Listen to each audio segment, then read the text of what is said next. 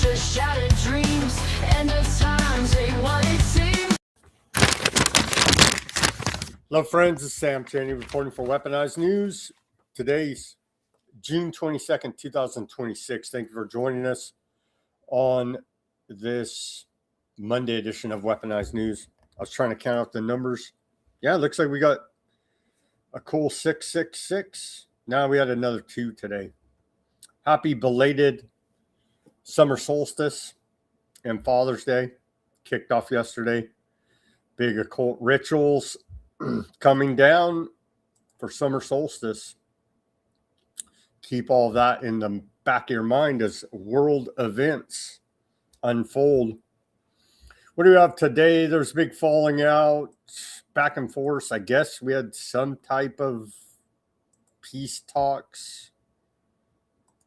They made it as obnoxious as possible. That would be America, as per usual. In the middle of the, or before it even started, actually, to go ahead and spike it, Trump went ahead and threatened to basically blow up all of Iran again. And so it's back to the sticking point. Are you, Aardvarkland, going to stop the massacres, carpet bombings, ethnic cleansing, and genocide program you got going on? Seems not so much. It seems to have, they seem to have calmed down a little bit today, but they're still whacking people. They're still whacking people. We're going to cover all these details. Where are we at in Iran war peace negotiations? We're going to take a look at all of that. The falling out over the weekend, it seems they're low on PSYOPs at the White House. They're still pumping Q PSYOP BS.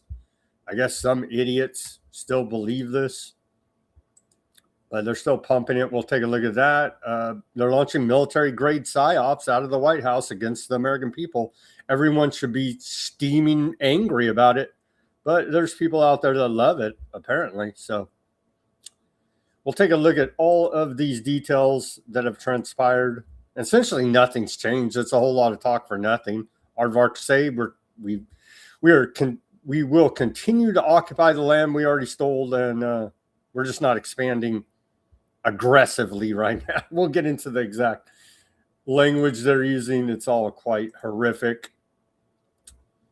So they've really, and this is kind of a goofball story, but I guess we'll cover it because it's getting a lot of media attention. And now it's escalated. The reflecting pool there in Washington, D.C. is now escalated to essentially martial law at the reflecting pool. With how many? Five people? At least 5 people have been arrested over vandalism at the reflecting pool. And now they've rolled out, well, they have men with guns standing there guarding it, the National Guard. They're rolling out surveillance towers. I saw some videos over the weekend, helicopter patrols. It's just another big distraction, but it illustrates all of this tyranny that we're facing. And we got a bunch of technocracy news today. Take a look at that. We got economic news. We have geopolitical news as Keir Starmer, the Fabian socialist, resigns as UK Prime Minister. Take a look at that. Other geopolitical news, they're still whacking people in Lebanon and Gaza. The genocide there continues. It's calmed down a little bit. I guess you could say in the last 24 hours, they're not doing full-fledged carpet bombing campaigns, but they are still whacking people here and there, stacking the bodies. There is no ceasefire. Got a big Aardvark conference. What was it? I don't even know what the stupid name of it is. There's no conspiracy, but they did have a big Aardvark News Syndicate Summit. We'll show you some of the most embarrassing moments from that and some stark self-admissions from Bibi, Shadow President of America. I know, we wonder why everybody's all pissed off all the time. Well, he gives you an insight into it. All of that and much more on this Monday edition of Weaponized News. Thank you, everybody, for joining us. As I see some people coming online right now, welcome, welcome, welcome.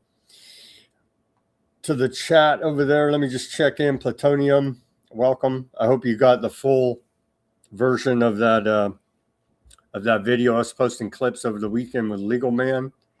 It's up there on the Odysee, not allowed on some of our channels, as you would suppose. All right, let's get to this day in history and get to all this news for you. On this day in our history of June 22nd, we go back to the year 1497, and there was an anti-tax insurrection in Cornwall suppressed by Black Heath. Blackheath. Horrible. On this day, 1559, some noticing was happening. 1559, on this day, Aardvark quarter of Prague was burned and looted. And Bibby tells us, he gives us some insight why these things would happen throughout history. I know everybody in history's a bunch of hateful bigots, but it just it keeps happening, you see. On this day in 1633, Galileo recants his heretic position that the Earth orbiting the sun is at odds with the Bible and church teachings. The Vatican apologizes in 1992 for how it handled the case. That was good of them. That was good of them apologizing. How many centuries later? Told Galileo. I'm sure he appreciates it. 1775, on this day, we saw the first continental currency issued, $3 million worth. Oh, by the way, that brings to mind today, Alan Greenspan, it was announced, died. We'll have some clips of him at the ripe old age of 100 years old. And also Clive Davis. So two giant Zionists died today. Felt like the world's become a better place, just saying. Okay, continuing. 1825. On this day, British Parliament abolishes feudalism in the colonial systems of North America. Well after the Revolutionary War. On this day, 1868. On this day, 1868, Arkansas rejoins the Union. On this day, 1870, Congress creates the Department of Justice, and they started covering up for Epstein then in 1870. No, really, but feels like it at this point. We have no justice. All the crooked politicians are above the law. We will see no justice for the legion of crimes against humanity they've committed against the populace here now. Thank you very much, Department of Justice. We do appreciate the continuing Epstein files cover-up amongst other continuing cover-ups.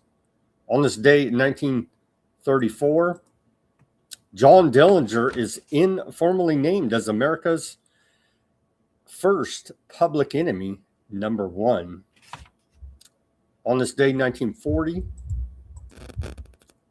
France surrenders to Nazi Germany with the northern half of the country occupied and the south established as the Nazi client state Vichy French. On this day, 1941, Germany invades the Soviet Union, Operation Barbarossa. Nazi Germany and its allies invade the Soviet Union during World War II, the largest military operation in history. On this day in 1981, Mark David Chapman pleads guilty to killing former Beatle John Lennon. Beatles suck too in their psyop.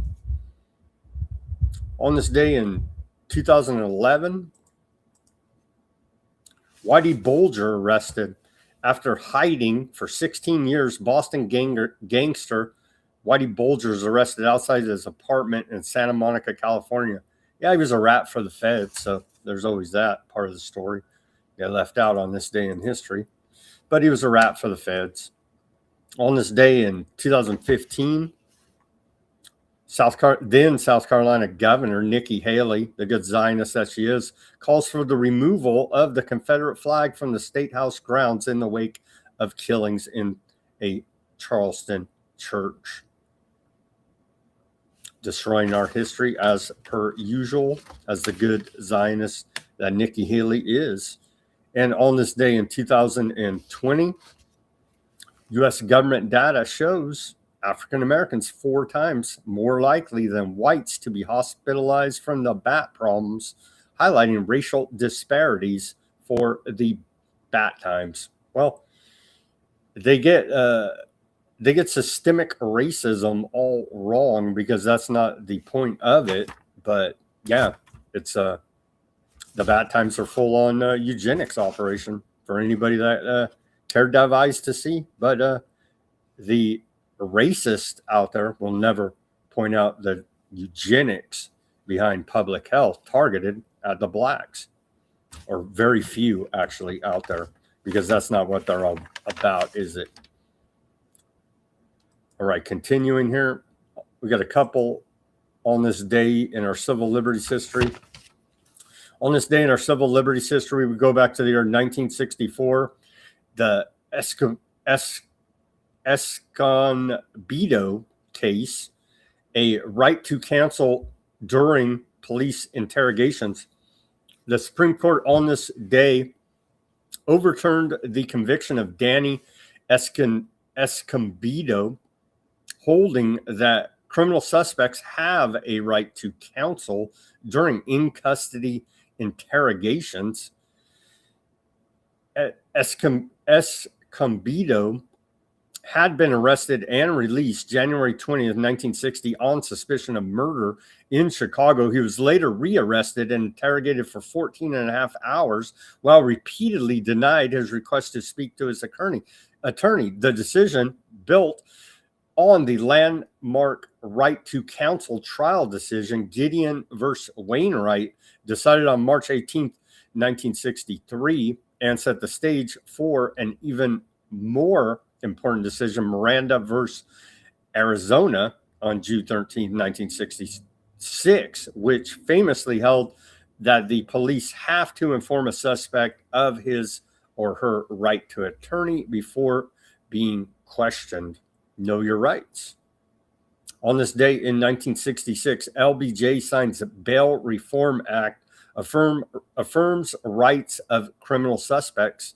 President Lyndon Baines Johnson signed into law on this day the historic Federal Bail Reform Act, which created a presumption of release before trial for federal criminal suspects. The law largely replaced the old money bail system, which had resulted in poor defendants having to remain in jail while awaiting trial. Perhaps the most important, the federal law inspired similar bail reform laws in the 50 states.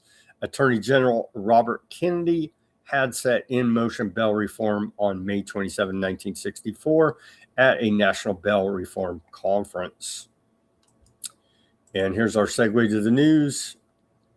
So, yeah, we lost the Iran war, and Khomeini's still in charge. They still got nukes, and Strait of Hormuz maybe halfway open now. Here's Trump on the 1-year anniversary of Operation Midnight Hammer that allegedly destroyed Iran's nuclear program, but we're still looking. We're still looking for that nuclear dust somewhere in the desert. It's the 1-year anniversary of Operation Midnight Hammer. If you could go back in time, is there anything you would do differently? No. Nothing at all? It's the most successful attack that anyone's ever seen with a bomber that totally wiped out their nuclear potential. If we didn't do that, you'd have no Israel right now. Israel would not exist, and most of the Middle East would not exist. They were 2 weeks away from having a nuclear weapon. If we wouldn't have done that, Pete, they would have had a nuclear weapon. It's the 1-year anniversary of Operation 2 weeks.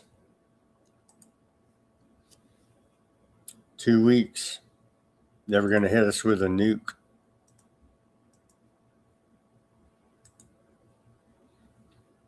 Here's Vance on some of the peace talks in Switzerland over the weekend with Iran. No, they didn't throw a wrench in the system. The thing with the Iranians, yes, they did threaten to walk out, or at least there were social media threats that they would walk out. But we were negotiating well past 1 a.m. yesterday, so they didn't walk out. And their technical team is still here in Bergenstock working with our technical team actually as we speak, though I imagine maybe some of them are taking a break to watch this news conference. You know, through the wrench in there was Trump. Here's them snubbing Vance at the photo op. Very awkward. But apparently we're still learning how the Iranians negotiate. You would think they would know going into the high stakes peace negotiations with Iran.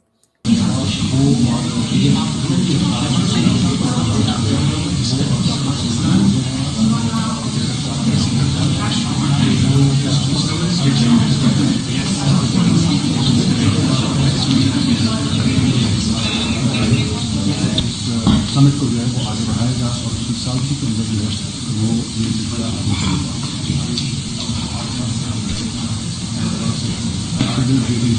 अभी आए थे और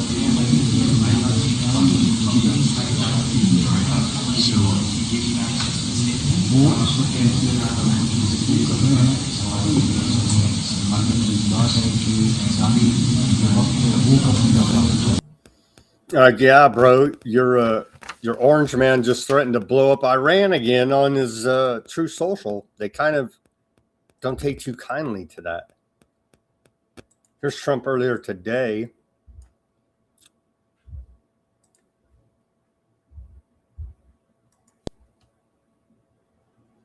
Earlier today, the Israeli Prime Minister Benjamin Netanyahu said his forces are not leaving Lebanon.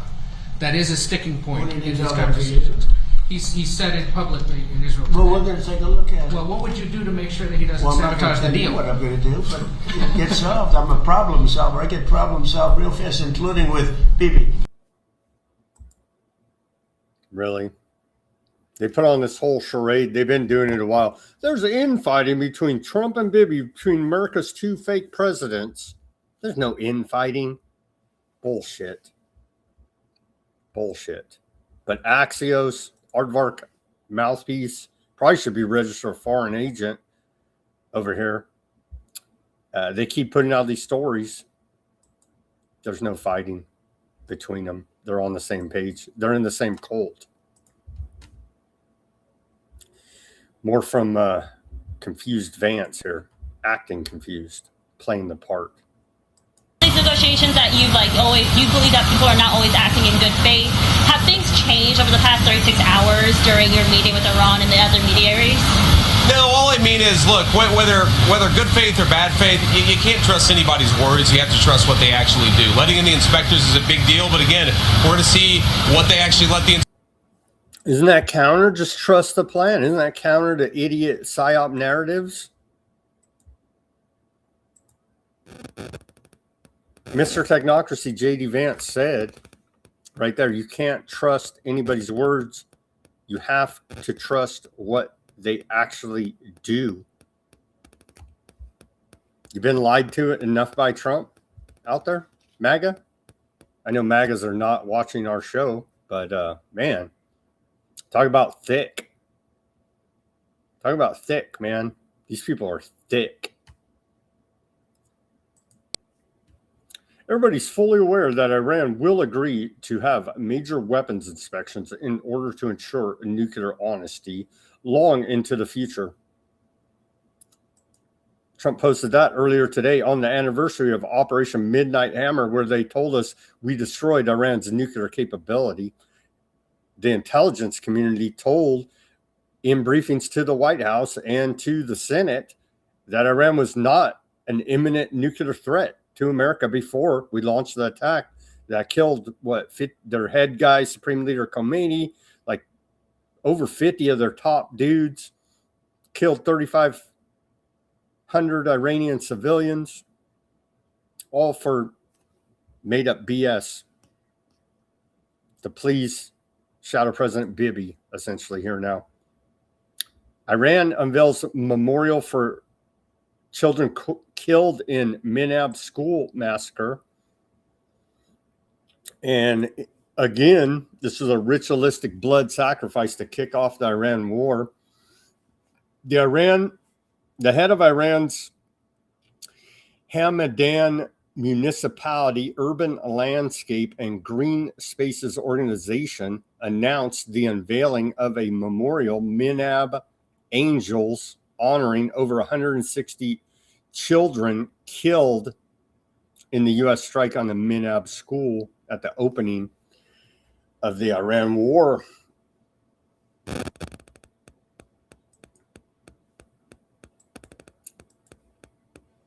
And the QBS, they're still pumping. We deserve way better psyops than this stupid ass shit. Here it is from the White House earlier today. White House will be Q posting today. And of course, it's got all the idiots that believe anonymous internet riddles all pumped. And by Q, we mean quantum. Stay tuned. Oh, it's so cute and funny. No, you guys are pieces of shit, man. They're running. Everybody should be. I'm freaking angry about this. Everybody should be. The White House is running military-grade psychological operations against the American people. You should be pissed off about it. Not, oh, they're the secret good guys and all this stupid bullshit. Here it is. Look, from the Department of War. Q, it's so cute and funny. Get your popcorn. Quantum dominance. Trump's literally the most corrupt presidential administration in history. And due to his corruption, the next one's even going to be that much more corrupt. They even took it to this level. This is from the White House. Always trust, they say. And they took it to this level, mimicking the original Q posts. America will be the world's leader in quantum technology. Make America great again. It's just F you, man. Seriously, F you, Trump, the entire government, your entire administration, all you fools. And everybody that follows this and pumps it all the time. F all you fools. Here it is again. Department of Energy. Quantum aura.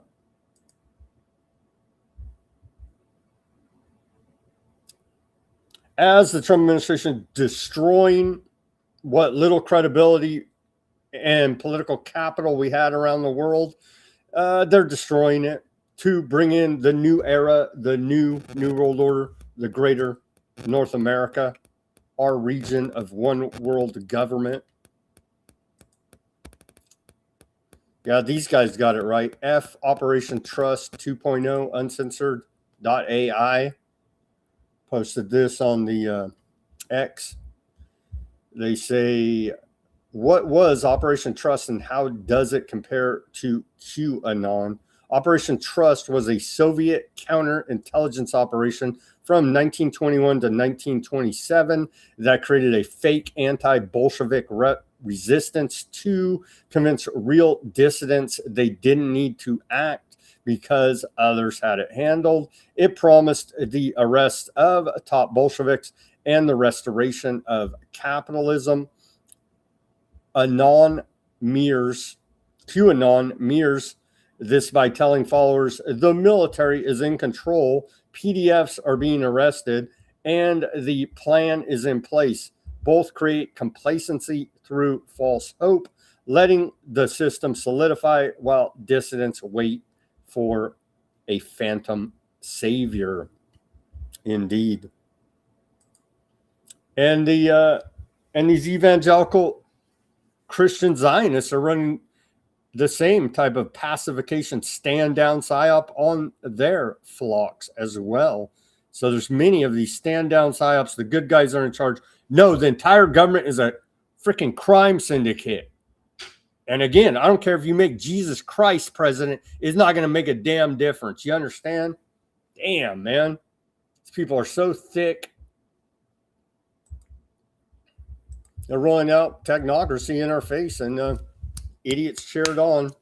So here it is. Here's the executive order, quantum technology. They're building technocracy, i.e. the greater North America, i.e. the mark of the beast digital slavery system.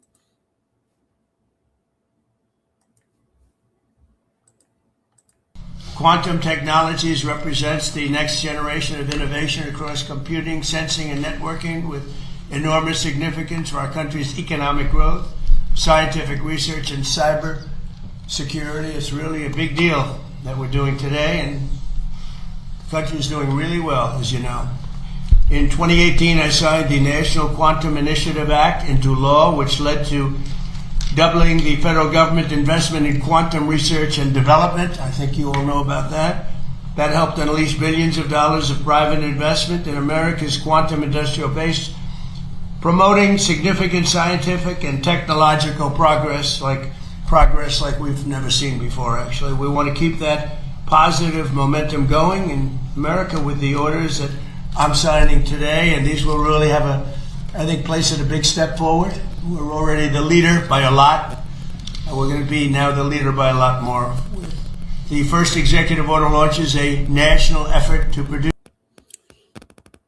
We have to put you in essentially a pod to be a battery to feed the surveillance data center bunker complex they're building out here now as they destroy the rest of the world. And so all of this to beat China. I got news for you. They're all in it together. What's going on Rumble? I'm seeing rumblings in the chat on Rumble. Are we on Rumble? Yeah, I don't know what's up with Rumble. Some bugs on the Rumble. Looks like we're live over there. Yeah, we're doing okay on Rumble.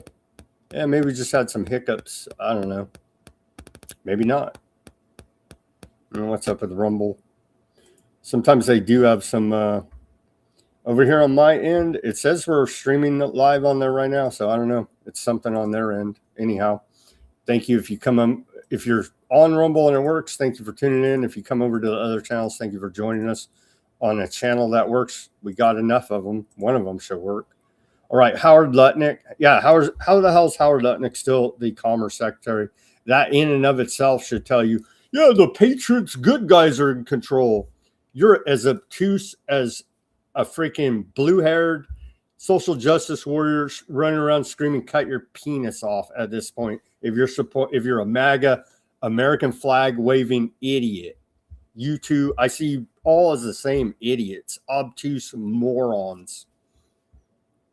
Here's Howard Lutnick announcing the United States government will fully implement Q quantum computing. Serious question. How's this world-class criminal Howard Lutnick still the Commerce Secretary? I have the honor that John Martinez was a member of the Commerce Department at NIST, and he's a Nobel Prize winning alum, which is, if you don't think the people in the Commerce Department and in NIST are the best, I mean, here's an example. Nobel Prize winner who was part of our team. You all know that the government invested $2 billion just a couple of weeks ago in quantum to drive it forward. And besides investing in the companies, we've also invested in fabs to build quantum for others so we can manufacture these quantum in America. Now you have Ruth Porat from Alphabet. They're doing amazing investing in building quantum. And you have Arvind right next from IBM. We invested in his fab. He's got a leading fab, so he's going to be building those chips, right? So that's that idea. And then lastly, post-quantum cryptography, right? Once you have quantum chips, we've got to protect everyone in this government post-quantum cryptography. So NIST and the Department of Commerce is going to lead the charge to make sure all of us are protected and defended so we know how to deal with quantum when it comes. We're going to lead in quantum, and we're going to make sure we stay safe. Yeah, so all of them in the government are protected. They're building the bunkers. They're building the slave systems. You and me, Joe Blow, we're hung out to dry after they piss off. And it's all by design, but they're going to piss them off to that point as well. We're working on pissing Russia off to the point they launch a full attack So they're going to piss Russia, China off to the point where they launch a major attack against us. All these assholes are going to be safe in their bunkers that they're building with our money. Go Q. And then when the next asshole gets in there, go blue hairs. Whatever idiot shit is the next psyop. It's just so tiresome and so idiotic at this point. The entire government is a crime syndicate. Again, I don't care who the hell you put there. Ushering in the next frontier of quantum innovation. I will post, I'm not going to read this whole thing, but I did do a summary that we'll go through, but I'll post this Executive Order 14411. I'll post that, or you can search it up at the White House website there. I'll post it on Weaponized News Substack. Let's take a look at this. This Executive Order 14411, ushering in the next frontier of quantum innovation. This executive order builds on the 2018 National Quantum Innovation Act by directing a whole of government push. Anytime they say that, we're effed. Okay, when they start using this whole of government, whole of society language, you better believe it's friggin' full-on scientific dictatorship tyranny like we never seen before. Continuing here. A whole of government push to accelerate U.S. leadership in quantum information science and technology, QIST,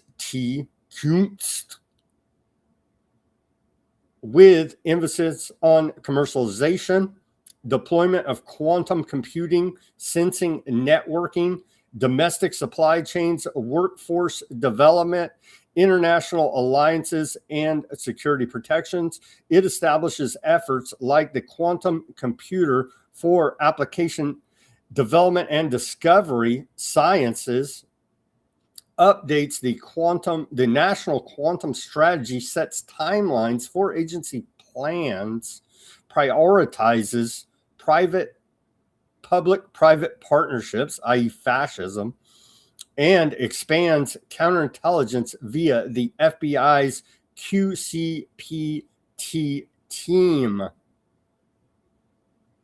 On paper, it signals strategic ambition, framing quantum as essential for economic growth, jobs, and national security amid competition, especially from China.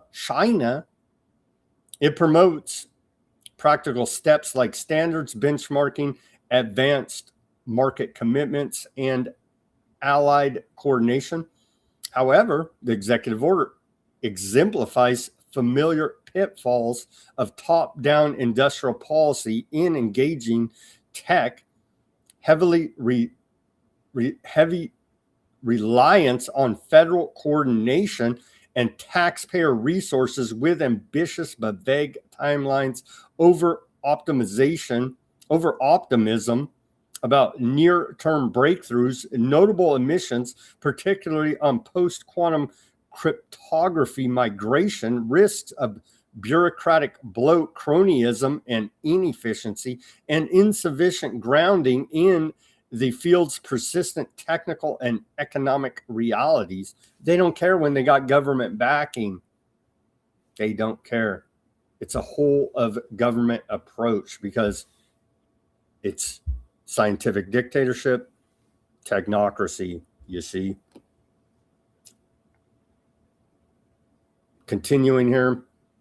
While quantum holds genuine long-term promise, this order risks channeling resources into hype-driven projects that may underdeliver, repeat past government tech initiative failures, coordination challenges, cost overruns, and distract from more immediate priorities. It leans towards centralized planning over pure market-driven innovation, potentially distorting private incentives in a field already plagued by exaggerated claims. We'll get to some of that. They did the rug pull on the SpaceX. We'll get to that in the economic section of the show. The executive order's aggressive deadlines. fielding sensors by 2028. Strategy updates in 180 days appear disconnected from the valley of death between lab prototypes and scalable fault-tolerant systems. Quantum computing in 2026 remains in an early utility hype transition phase. Impressive progress in error correction and quib bits exist, but practical, economically transformative applications are still years or decades away in most cases. And there's some more details. I won't bore you with it, but yeah, another con job into. See, they've already put it all under national security with government backing, and so it's baked into the cake here now, the build out of the technocracy. I thought we won the war, bro. They actually have the gall to celebrate. They have no shame at the Department of War, as we know here. The 1-year anniversary of Midnight Hammer today. Wow, we blew up Iran's nuclear program. That's why we're still trying to figure out how to have peace with them, right? Vice President Vance highlights major progress from U.S.-Iran talks in Switzerland, including a key milestone. Iran has agreed to invite the IAEA inspectors back into its country, the first step toward permanently ending a nuclear weapons program. Total bullshit. Iran's Ghalibaf, Speaker of the Parliament there in Iran, had this to say about these meetings over the weekend. In the middle of the discussions, I learned that Trump made threatening remarks regarding our president, the negotiating team, and possible attacks on our territory. I told Vance, we are here engaging in talks, and according to the signed understanding, the first clause states that there should be no threats or coercion. Yet today, your president has issued threats. Understand that we never negotiate under threats or pressure. We ended the negotiations, left the meeting, and did not return. This was at the very beginning of the whole thing to kick it off in good faith from Trump and all these clowns. The American side sought another meeting through the mediators, but we refused. The Qatari and Pakistani mediators then came to us, and we told them that we would speak with them, but not with the American side directly. The outcome of these discussions and the 80-minute negotiations was the statement later released by Pakistan Qatari side. I think we do have that statement. A little more from Ghalibaf. He said, God willing, Lebanon's national sovereignty over its entire territory will reach a final resolution in these talks. And until it does, we will not abandon them.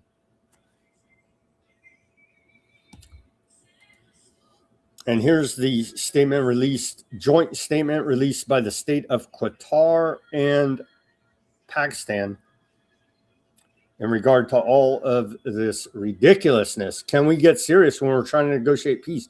Trump obviously cannot. A joint statement by the state of Qatar and the Islamic Republic of Pakistan regarding the conclusion of Lake Lakurn Summit, first high-level committee meeting with participation of United States of America and the Islamic Republic of Iran, the first session of high-level talks under the framework of the Islamabad Memorandum of Understanding have concluded in Bergenstock, Switzerland, with the participation of representatives from the Islamic Republic of Iran and the United States of America, and the two mediating parties, the state of Qatar and the Islamic Republic of Pakistan. The Lake Lakurn Summit was conducted in a positive and constructive atmosphere. Encouraging progress has been made, including the creation of a mechanism for further technical talks, building on the MOU, the parties have agreed to the establishment of high-level committee, which will provide political oversight on the mediation. Chief negotiators will report regularly to the high-level committee and lead working groups focused on nuclear sanctions and monitoring and dispute resolution group to ensure the effective implementation of MOU. And on other matters, the high-level committee has agreed upon a roadmap towards reaching a final deal within 60 days, laying the foundation for immediate commencement of further technical talks. In addition, a communication line between the parties has been formed for a period mentioned in paragraph 5 of the MOU to avoid incidents or miscommunication, with the aim of safe passage for commercial vessels through the Strait of Hormuz. Moreover, the parties agree on the creation of Deconfliction cell between the parties and the Lebanese Republic, and facilitated by the mediators to ensure the adherence to the termination of military operations in Lebanon as per the MOU. Technical talks will continue for the remainder of the week at the Bergenstock Resort on all issues. The mediating parties will continue to do their utmost to ensure that the negotiations continue to be conducted in a constructive atmosphere, with the aim of reaching a final goal. The state of Qatar and the Islamic Republic of Pakistan express their sincere appreciation to the United States of America and the Islamic Republic of Iran for their ongoing commitment to diplomacy and a peace resolution to the conflict. The mediating parties further commend brotherly and friendly countries for their continued support and valuable contribution to the ongoing negotiations. But Aardvark land, the big problem, is not part of any of this, and they've said as much, and we'll get to that. Oh, here's cats. Aardvark land Defense Minister Kat says the IDF has full freedom of action to operate decisively against any threat. Our soldiers will continue to thwart threats and destroy terrorist infrastructure in the area. Translation to sane people is they're going to continue the ethnic cleansing and demolition of southern Lebanon as per usual to build out the greater Aardvark land project. So literally nothing there has changed. Netanyahu, shadow president of America, says the directive from me and the Minister of Defense to the IDF is clear and has not changed. Our forces in southern Lebanon have full freedom of action to thwart any direct or emerging threat against them or against the residents of the north. The IDF faces no restrictions in this regard. I stand behind them, and the entire nation stands behind them. I remain firm in my position that we will stay in the security zone in southern Lebanon for as long as necessary in order to protect the residents of the north and all citizens of the state of Aardvark land. So, translation, they're keeping the stolen land and just staying in the security zone for a minute, and they're going to continue northern. Okay, we'll come back to more of this insanity in the geopolitical section of the show. On to national politics. It's become a debacle. I do agree with this, but again, it begs the question, where were you guys? How does anybody have a job? It's intentional failure. So we have de facto martial law there in D.C. We've had it for a while. Now we have National Guard guarding the reflecting pool. So a great use of resources. We're making D.C. safe and beautiful. And so this is all good. They fixed 1,695 lights, 1,143 benches rehabbed, installed, 500 instances of graffiti cleaned up, 250 truckloads of debris hauled off, 152 homeless encampments removed, 105.5 tons of pothole repaired materials, 134 rat-resistant trash cans installed, I don't know if the junta virus will like that, but at odds with public health there in DC. 45 monuments and memorials cleaned, 28 statues cleaned, 28 fountains repaired, 6 statues installed there, making DC safe and beautiful. Is this bad run down? How does anybody in the local government or whoever's in charge before the feds took over, how do any of them have a job? Seriously, it's that bad and that much of disrepair and run down. How does local city government, their council, because they're weird, right? They're not a state, they're a district, right? So there are local quote authorities paid very well to do maintenance on the city and allowed it to fall into utter disrepair now. So the feds can come in and say they're big heroes. Well, now you have martial law, and why does no one whose responsibility it was face any consequences for this complete and utter failure? I think we know why, because that's the government's job to fail you at every single level. Vandalism of statues, fountains, and landmarks in our nation's capital is unacceptable. The reflecting pool is being taken care of ASAP. And so now we get into all this ridiculousness.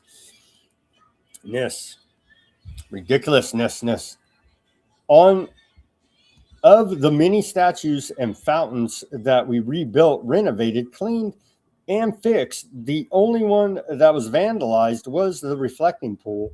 Oh, just wait. I'm sure they'll be around to vandalize the rest. It has been given a 300-foot long gash. That's Trump's claim.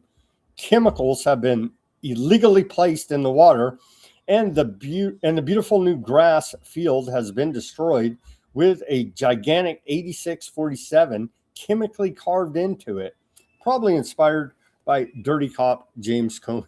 That's what Trump added there.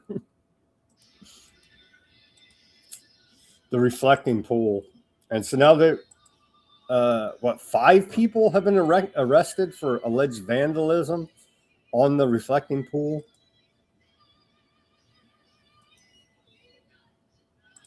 Anyone who is in a position of vandalizing or attempting to vandalize the reflecting pool will face the criminal justice system in D.C. Look, the president has made it a priority to make D.C. not only safe but beautiful. And there are several citations that have been handed out to individuals, and these are cases that will be prosecuted to the full extent. If there are more serious products that are put into the reflecting pool to create more algae or a bigger problem, then we'll consider more serious charges. But so ridiculous. At least 5 people. This is NBC News reports.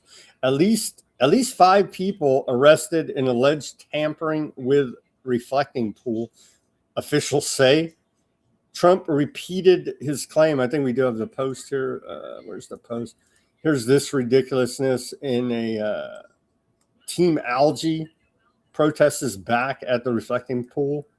Better watch out, Team Algae. They'll put your ass in a FEMA camp over this. Let's grow, algae. Let's grow. Woo!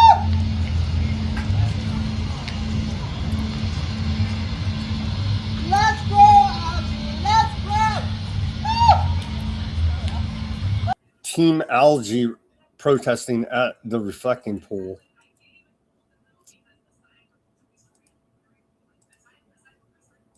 Here's Trump on the vandals at the reflecting pool.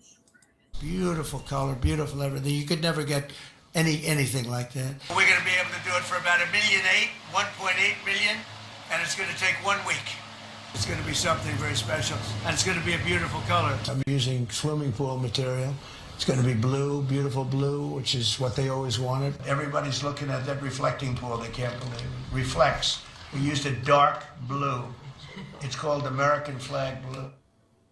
I mean, this is why it's an embarrassing moment for him, because he has boasted about this so much. He could have been, it's beautiful.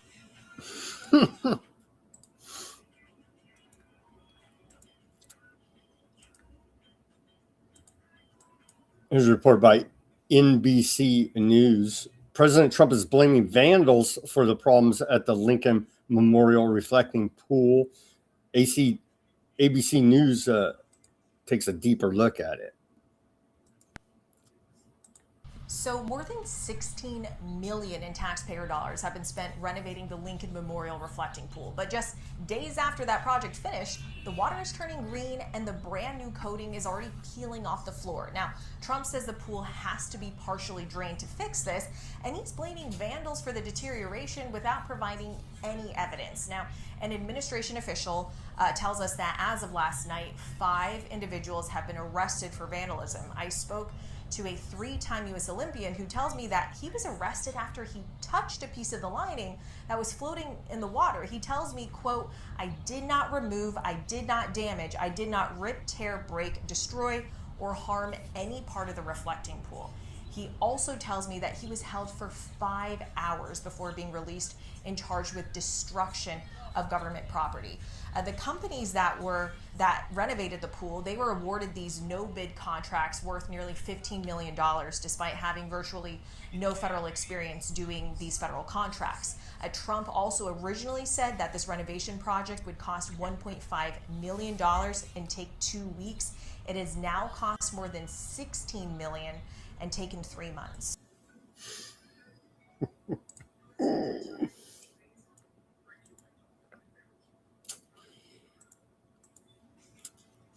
Here's Trump's post about it. Of the many statues and fountains that we rebuilt, renovated, cleaned, and fixed, the only one that was vandalized was the reflecting pool, which is being taken care of ASAP. It has been given a 300-foot-long gash. Chemicals have been illegally placed in the water, and the beautiful new grass field has been destroyed with a gigantic 8647 chemically carved into it, probably inspired by dirty cop James Comey. Please remember that there is a 10-year prison sentence for destruction or even the attempted destruction of such things, which will be fully enforced.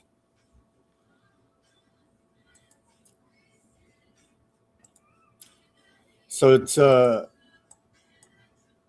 martial law there now, with a heavy police and National Guard presence at the reflecting pool.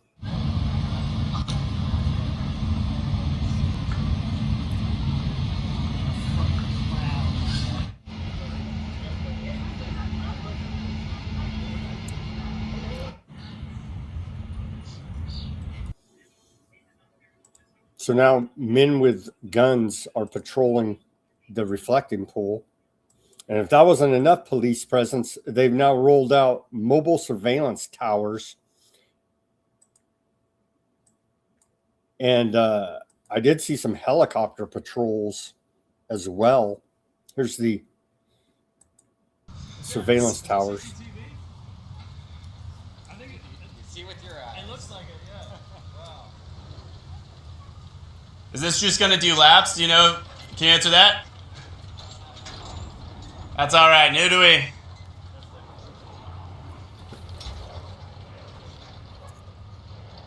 There you go. So full on martial law police state there in DC for America 250, celebrating our independence.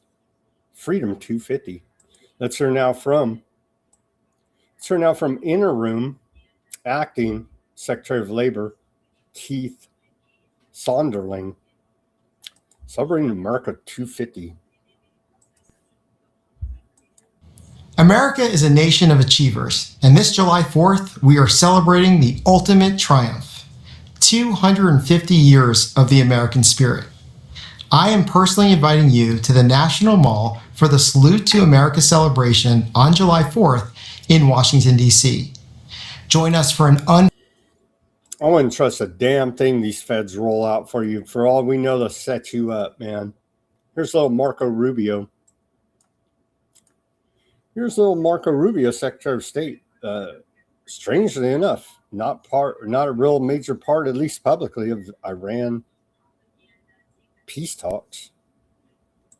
In the summer of 1776, a small group of patriots signed a document that defied an empire and forever changed the course of the world. I am personally inviting you to the National Mall for the Salute to America celebration on July 4th in Washington, D.C. We are coming together to honor that sacred heritage with a night of world-class music, entertainment, and a record-breaking fireworks display that will light up the sky. Come celebrate the American miracle and the future we are building together. Register for your free ticket. Feels like a setup to me. I wouldn't do it, but yeah, you can get your free tickets at freedom250.org. I wouldn't trust these feds with literally anything. They'll set your ass up just like they did the J6ers, going by recent history, and dupe idiots on the internet. They set you up all day. And so they can't get anyone to even perform there. Trump is so toxic. Anybody of any big celebrity standing. So now the Great American State Fair kicks off. America is back, headlined by President Donald J. Trump. See, he's an actor in the WWE Hall of Fame. It's all fake and gay this Pride Month. Very sad state of affairs here in America. The only actor they could find was Trump to headline America 250 kickoff of the Great American State Fair. Probably, yeah, Trump's more divisive than even Obama was. So there you go. And the next guy or gal or them, they, whoever it may be, will be even more divisive as per design because if it ain't broke, don't fix it. The Anglo-American establishment throwing aardvark land as well there. Same old tricks, divide and conquer, balkanization. We're fighting with each other about American flags and blue hair, and they're stealing as much as they possibly can, building out technocracy, high-tech surveillance police state.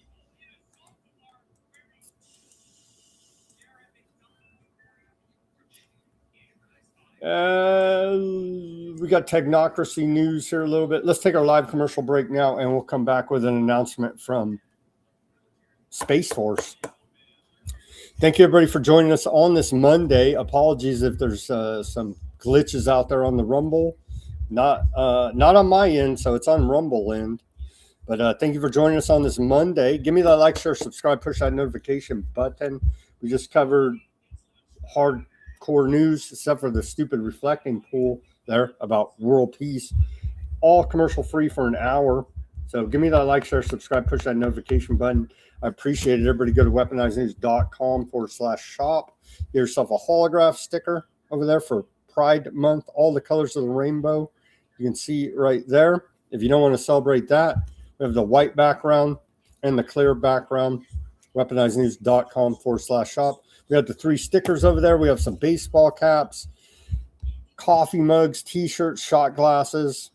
As I see Karen in the chat, we should give the warning now. This show may induce heavy bouts of alcohol abuse. weaponizednews.com/shop. Get yourself a shot glass over there. We take donations as well. Buy me a coffee, Bitcoin wallet address, Cash App, links all in the description below this video. Become a paid subscriber of Weaponized News Substack. Over there, the show's streaming live now. You'll get the full show, a summary of the show, and links to almost everything we talk about for documentation and further research purposes. Sometimes we get real deep down the rabbit hole on this show. So all of that is there for you at Weaponized News Substack. Become a paid subscriber. Appreciate the patrons of the store, the paid subscribers, and the donors. Any which way you choose to support us is truly appreciated. Support independent reporting and analysis brought to you 5 days a week, broadcasting live 5 p.m. Pacific, 8 Eastern time on all of the channels. Thank you for your attention to this matter. Welcome back to the second half of Weaponized News on this Monday edition. Give me that like, share, subscribe, push that notification button. Welcome back on this June 22nd, 2026 edition, Space Force. And this is via Simon sent me this link. Space Force is integrated into nearly everything we do, the whole of government approach. as they keep telling us here now. Here's the post. Space is integrated into nearly everything we do. At the School of Advanced Air and Space Studies, Air University develops airmen and guardians to think critically about strategic competition and the future of space power. It's all one big giant fraud scam. Telling you guys. Here's the announcement from U.S. Space Force. United States Space Force. Space supports nearly every aspect of modern military operations, navigation, communications, missile warning, and intelligence collection all rely on capabilities operating far above the Earth.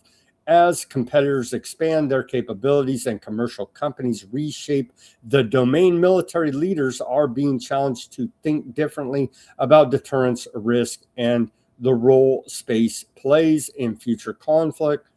All a giant black hole of money laundering and fraud, as we're now in a Cold War against China, the new space race to put men on the moon again. And so, a never-ending black hole of money laundering and fraud. We do appreciate the efforts out of the Space Force. Technocracy Inc. Back to the 1930s, they're building all this on this idea. In the 1930s, Technocracy Inc. proposed a hypothetical North American superstate called the Technate. They've now rebranded it per the Department of War, the Greater North America. It's the same program with modern adjustments. Under this model, the organization did not advance the government own all cars. Instead, their blueprint proposed abolishing private ownership of vehicles entirely. Key aspects of Technate's transportation model include the transit fleet. Transportation would be a public utility. Citizens would not buy or own vehicles. Instead, they would use a massive fleet of publicly controlled cars that were available on demand, i.e., Teslas, i.e., total control, i.e., if it was determined you had a hateful aardvark post. Well, the doors are locked and now you're gassed. There you go. And as you scream 6 million, you fade off being gassed in your public transportation, essentially deathbed, suicide pod. Universal access by logging their needs into a continental network. Citizens would have unlimited free access to transit, similar to borrowing a library book today. Standardization. The Technocracy movement heavily publicized their plan to paint all public vehicles an identical regulation gray color to emphasize efficiency over personal status.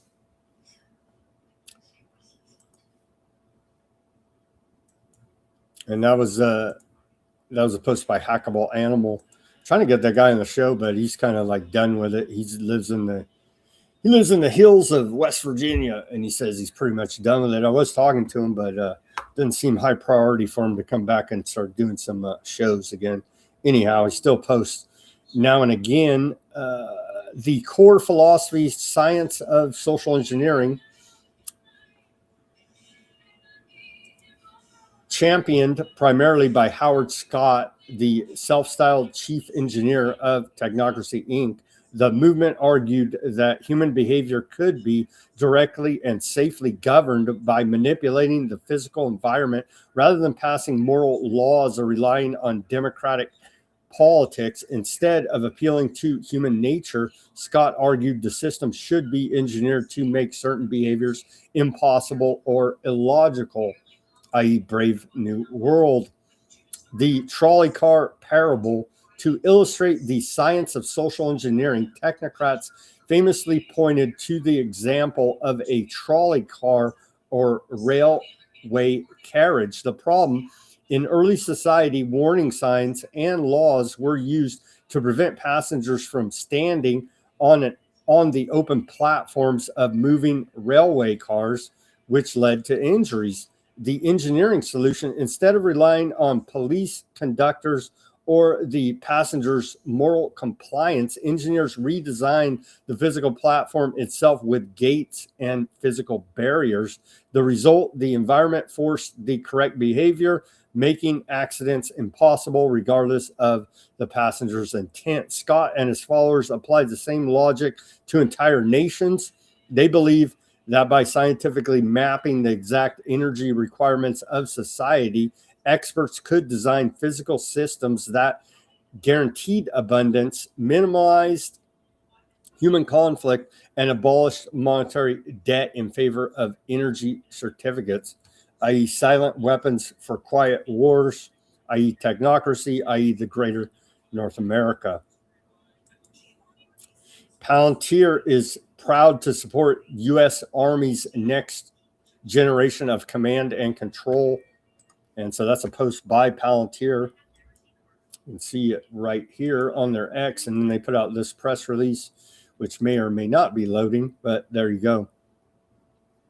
And here's their press release from Palantir secures foundational role in NGC2 data layer.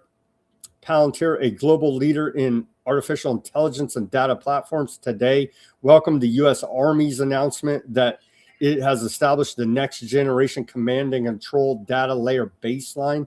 Palantir is proud to support the Army, its commanders, and soldiers as they modernize command and control with a data-driven approach built to scale across the force. And so that is what Doge did, is they put Palantir there. Palantir's Foundry operating system to make tyranny much more efficient for the inefficient federal government. Palantir has been a trusted technology partner on NGC2 since its earliest experimentation and prototyping phases, embedded with soldiers and industry partners through every stage of development and field validation. Today's announcement underscores the enduring partnership and the Army's commitment to delivering capabilities shaped by soldier feedback in the field and real-world mission demands. The Army has now established the foundational data architecture for NGC2, its highest priority modernization program, built on Palantir's Foundry as the cloud data layer and Anduril's Lattice as the tactical data layer. This common baseline is designed to enable rapid scaling and seamless impenetrability across the NGC2 ecosystem as the program moves from prototyping to delivery across additional Army formations. What a freaking nightmare. All of this is, they're rolling out on us. They're rolling it all out on us right now. AI models that can take down governments and businesses months away. Rare Five Eyes statement warns, report out of the UK Guardian, signal agencies in Australia, America, UK, New Zealand, and Canada sound alarm after Trump blocks foreign nationals from Anthropic's Fable AI model. Powerful AI models capable of taking down governments and businesses are a mere few months away. I'm surprised they didn't say 2 weeks, bro. A mere few weeks away. Cyber intelligence agencies from the Five Eyes, that's the bastards that skate our Fourth Amendment here, and our own corrupt government allowing them to do it. I can't go into the details. UK spies on us, and we have no Fourth Amendment and whatever privacy protections in UK their citizens have. US spies on them, gives the information to the government. F you and your natural rights, essentially, because these are tyrannical, evil bastards. not keeping you safe. The government can't and won't keep you safe. The surprising public intervention by signals agencies for Australia, America, UK, New Zealand, and Canada comes after Trump administration earlier this month decided to block foreign nationals from using a much hyped AI model built by tech company Anthropic called Fable. The statement issued earlier today or late Monday Sydney time said while AI would help us improve cyber defense over time, it also accelerates the speed, scale, and sophistication of cyber threats. Direct quote from Five Eyes. Frontier AI models are anticipated to exceed current industry expectations, fundamentally transforming both offensive and defensive cyber capabilities. The timeline is not years, it's just months. The warning by Five Eyes agency said, in this environment, cyber resilience is integral to advancing business continuity, market confidence, and long-term value. A whole of organization and whole of society response is required. The statement continued. We're getting it all today. Whole of organization, whole of government, and whole of society response. Again, when they start using this language, watch out because they're coming down hard with the tyranny, you see, and a whole lot of propaganda and lies to back it up. And so we've seen all three of those statements today here now going through the news. Whole of government, whole of organization, and whole of society response. Watch out. Red alert, red alert, red alert. Watch out. They're getting ready to crank up some serious tyranny here now on us, all in the name of public safety and the fake Cold War against the Chinese. Maybe there is a real Cold War against the Chinese. Senate Select Committee on China's warning about this. Unitree G1 humanoid robot is on sale for $18,000 essentially here now. Unitree was recently designated as a Chinese military company and its products are a threat to our national security. Yet here it is on Amazon selling for $17,990. We need Chairman, who's that, Moreland's Guard Act to stop this threat and support American robotics. But how could Amazon, they're great sponsors of America 250, how could they be selling a national security threat humanoid Chinese robot Unitree G1 on Amazon? How could that be? We're told by Amazon 250 they love America. A new store in Hong Kong has one human employee, just a single humanoid robot. So that's very lovely. Now a new company popping up in Hong Kong is hoping to endear customers and crank up the novelty factor by having the whole thing run by a single humanoid robot.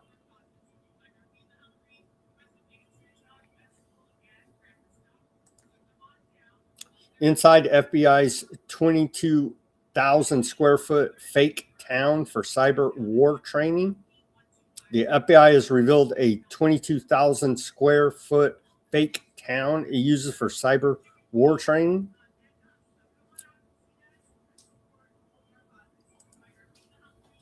The FBI's kinetic cyber range in Huntsville, Alabama resembles a small town. The FBI has revealed a 22,000 square foot fake town it used for cyber training. The indoor facility features realistic real-world buildings, including grocery store, hotel, courthouse, and gas station. There are also fully furnished homes, a power company, a video game arcade, and a data center running 200 servers, surveillance center. running 200 servers. The FBI said the technical training environment is designed to prepare agents, analysts, and forensic specialists for investigations that increasingly involve digital evidence. Each space is wired with functioning systems, networks, and devices designed to behave as they would in the real world. Since opening last year, the facility has trained more than 1,400 students, including FBI personnel and partners from the agency. And so that's very exciting. So remember all this training, whole of government approach, cyber Polygon sitting there in the background as well, a major cyber attack to be launched by our friends at the World Economic Forum, BlackRock, and the U.S. Federal government, of course, all backed up by the FBI, keeping us safe at their fake city here now for a whole of government approach to national security. Again, the government can't and won't keep you safe. California police are using drones to disarm people and make arrests. Report out of the SF Gate. In a nationwide first, police officers used a drone to intercept a weapon from an armed suspect, signaling a potential shift in local law enforcement operations. California officials announced earlier today in a video released today. Sacramento County Sheriff's posted on its Instagram page an officer wearing goggles can be seen operating a drone to retrieve a knife from an armed suspect hiding inside a cluttered house. And I do believe we have that video here now. Rolling out the Terminator systems, all for public safety, of course.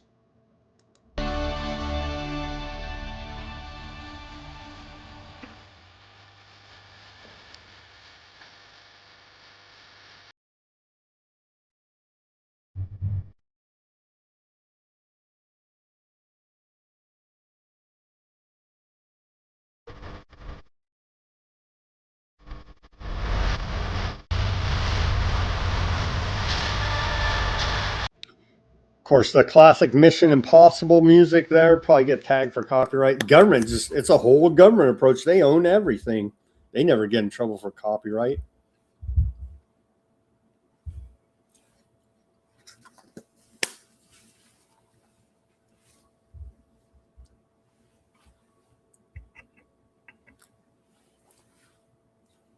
First in the nation, disarming a suspect with a drone. And yeah, that all looks well and good, right? They always soft sell the tyranny to us, and they've started rolling it out today in Sacramento, California. Soft selling. What are you want that cop to get stabbed? No, bro. Well, the Terminators went and disarmed that knife suspect. They will become fully autonomous weaponized systems in the very near future. You don't need to worry about any of that. Public safety. That sheriff didn't get stabbed. Oh, I see.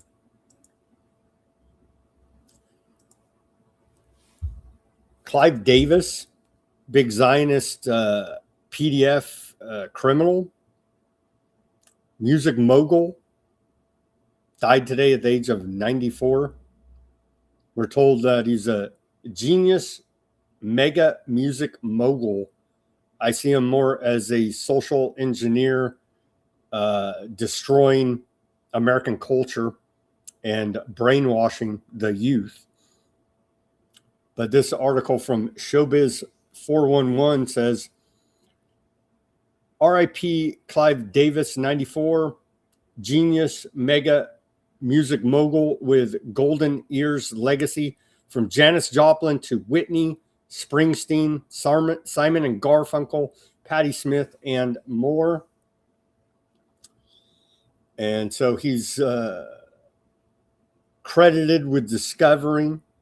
None of these stories are true. It's all made up hype, but this is the stories they publicly tell, because all this music industry is part of social engineering, mind control of the public. But they tell us here that Clive Davis discovered Janis Joplin at the Monterey Music Festival. He discovered other great acts like Miles Davis, Santana, Earth, Wind, and Fire, Simon and Garfunkel, Bruce Springsteen, and Bob Dylan, who's famously admitted he sold his soul to the devil. And we played videos of him campaigning, trying to raise funds for the Habat Aardvark supremacist outfit. So about one and the same there. Here is Diddy. He was also P. Diddy's mentor. Clive Davis trained Diddy, which in turn allowed him to groom artists like Usher and Justin Bieber for power and control. Some people have suggested that it was Clive Davis who used his connections to seize blackmail tapes that Diddy had on powerful people, just like the real Epstein files. The Diddy tapes have disappeared. It's all a big mystery. No, he's part of he was a major part of the dark occultist satanic underbelly there of the music industry. P. Diddy. What? P. Diddy. Diddy. Puppy. The status of puppy. What do you make of that situation?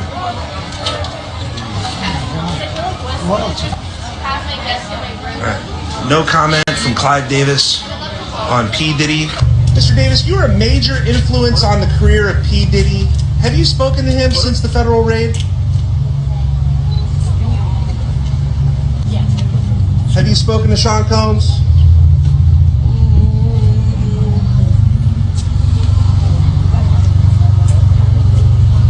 Any comment, Mr. Davis? Any comments about Diddy? He credits you as one of his mentors.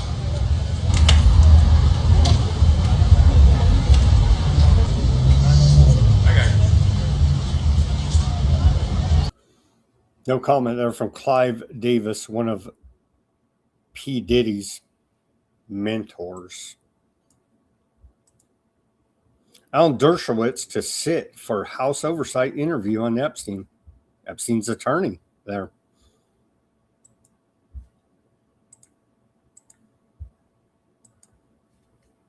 Here he is saying the Aardvarks created America. That's the new talking point they've been running with for the past couple of weeks. Of course, all the founding fathers had their little hats on when they signed the Constitution.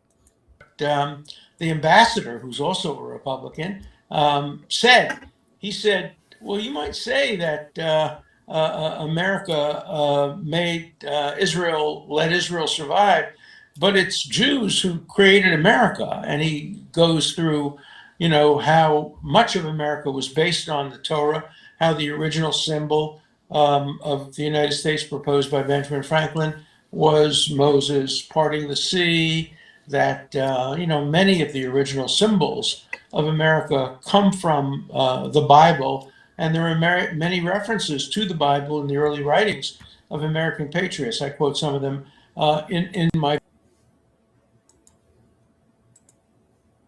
There's such wicked liars. The Epstein factor and Keir Starmer's resignation as UK Prime Minister.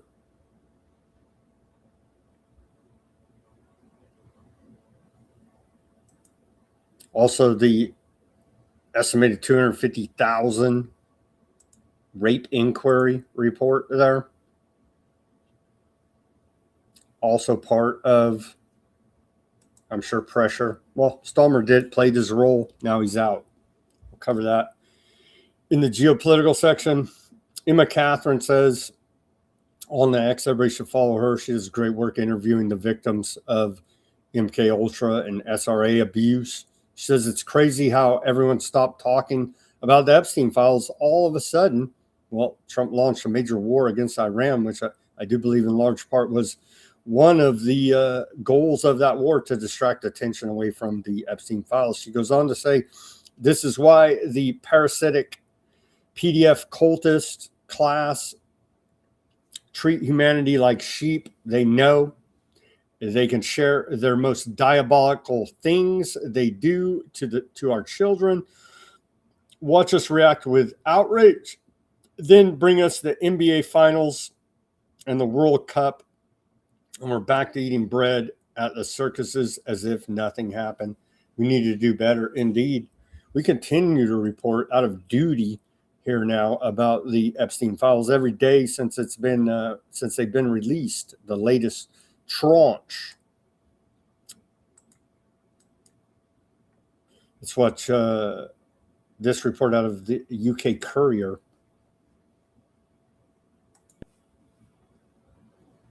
Melania's bizarre 6-minute statement last week, denying her connection to Jeffrey Epstein, sparked internet rumors that were soon a breaking story the Trump administration was hoping to get in front of. In her interview with Courier, her first interview with an English language media outlet, Amanda Ungaro answered some of our most pressing questions. Ungaro says her story began when she was just 15 years old, when she first met Paolo Zampoli, a businessman with deep ties to both Donald and Melania Trump. She says he pursued her relentlessly, eventually pulling her into a relationship that would define and control her life. According to Ungaro, Zampoli was an operator in the modeling underworld, someone who arranged visas, managed models, and moved people through powerful networks behind the scenes. Through him, she met Melania and Epstein and Donald Trump. Ungaro says Zampoli had ties to Jeffrey Epstein, although he denies this, and that he acted as a recruiter of young women like her. She also suggests that stories about relationships within this circle, including Melania's, were shaped by influence and long-term planning. Ungaro describes years of alleged abuse, psychological, physical, and sexual. She claims she was surveilled, followed, and controlled. She says their home was filled with hidden devices,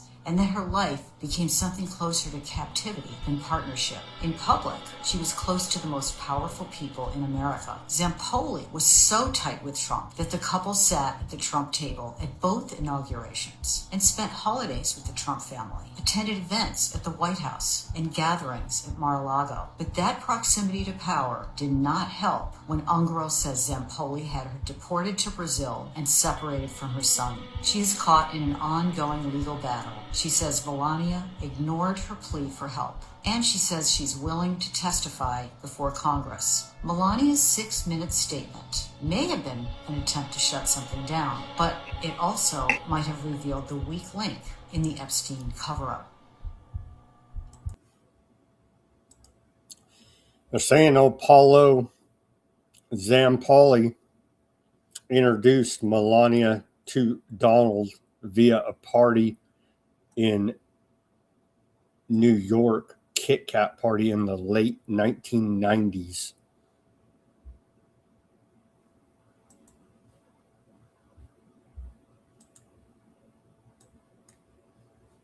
I remember it was Thursday or Friday. I went off on a rant. I was like, yeah, really, dude? But yeah, here's Trump saying it. We read the headline, "No Limit to Presidential Power." What have you learned about not just the exercise of power, but the limits on your power as a result of the conflict? There are no limits. No limit. No, not. I haven't learned that lesson yet. I know there are, but there are no limits. There are no limits. Was that Rugger saying? Palantir, yeah, Google, IBM, yeah. There's a bunch of them. There's a bunch of these companies keeping us safe for national security. The best economy ever here. President Trump says the U.S. has the best economy ever with record jobs numbers and stock market, both totally rigged BS data, like the entire economy. Over here on Main Street, the inflation is quite horrific. They're busting the fraudsters, though. Acting Attorney General here, and then we'll put it in some perspective. for you. They busted $5 billion in fraud. Let's talk about some of the fraud that's going on across the country. We're talking about, in one case, $1.2 billion. I know you guys have in the Department of Justice an attorney general that strictly focuses on that. Y'all got this person. They were hiding. They should have got somebody who, they should have an office to focus on the Federal Reserve. The Blanche said, this posted by the White House, we are making getting fraudsters in jail a priority. Just in the past 2 months, we've managed to bring back $5 billion to the coffers of the U.S. government that was stolen by these fraudsters. And we're keeping it going with Howard Lutnick as the Commerce Secretary. And to put that, oh yeah, we're cracking down on fraud. We care about the fiscal health of the U.S. economy. No, it turns out when you look at it, that's about 2 days of interest payments on the national debt, $5 billion. $5 billion the Justice Department is saving getting these fraudsters is 2 days of interest payments on the national debt, to put it in perspective about all this bullshit that they continue to feed us. Here's and again, if Trump was Mr. Q that was draining the swamp and getting the bad guys, first thing he would do as president is march down there with the military, the U.S. Marshals, to J.P. Morgan Chase office and arrest Jamie Dimon. That did not and will never happen because he's all part of this same evil system. Unfortunately, I'm always an optimist, but unfortunately, I'm pessimistic. I'm pessimistic that we're going to solve our debt problem until there's a crisis. I hope it's a mild crisis, but it will happen one day. Have the bond vigilantes will be back, and everyone will act surprised, and we'll have to do something. And we'll act surprised. It's all engineered at some time, probably in the near future. In the near future here now, the bankers are going to rug the entire economy, but hey, they'll be there because they've engineered the entire thing. You see, at the ripe old age of 100 years old, did he get some life extension technology? I don't know. Pretty high up.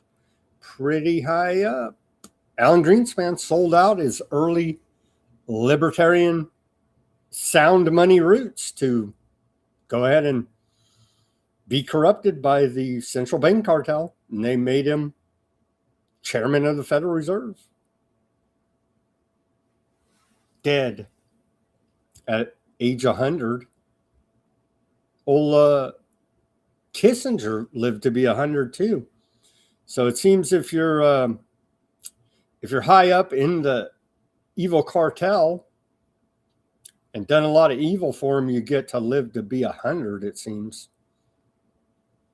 Here's Alan Greenspan basically saying the Federal Reserve is above the government here now. Because again, it's not federal, has no reserves, and is not the government, but yet it sets monetary policy controlling our economy in this country.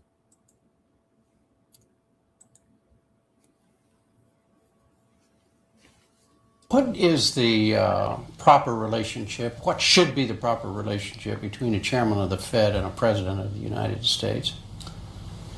Well, first of all, the Federal Reserve is an independent agency, and that means basically that there is no other agency of government which can overrule actions that we take.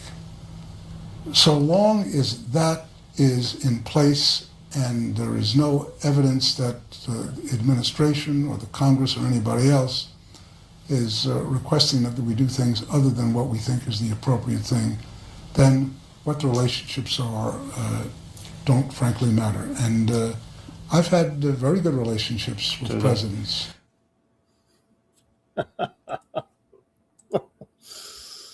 And another one, who cares about debt? Because they just print the money. And of course, that begs the question, why the F do we pay taxes? Well, obviously, it's not for the the roads, schools, and bridges, as we're told. It's to make us poorer. Here's Greenspan saying we'll just print more money to pay the debt. Are U.S. Treasury bonds still safe to invest in? Very much so. I think this is not an issue of credit rating. The United States can pay any debt it has because we can always print money to do that. So there is zero. Other dude, who's that? Goolsbee, I think he's a Fed governor. It's like, you're not supposed to say that. You're not supposed to say that, but he said it. And so there you go. We do appreciate the candor from a now deceased Alan Greenspan. Sold his soul to the devil, sadly enough. There.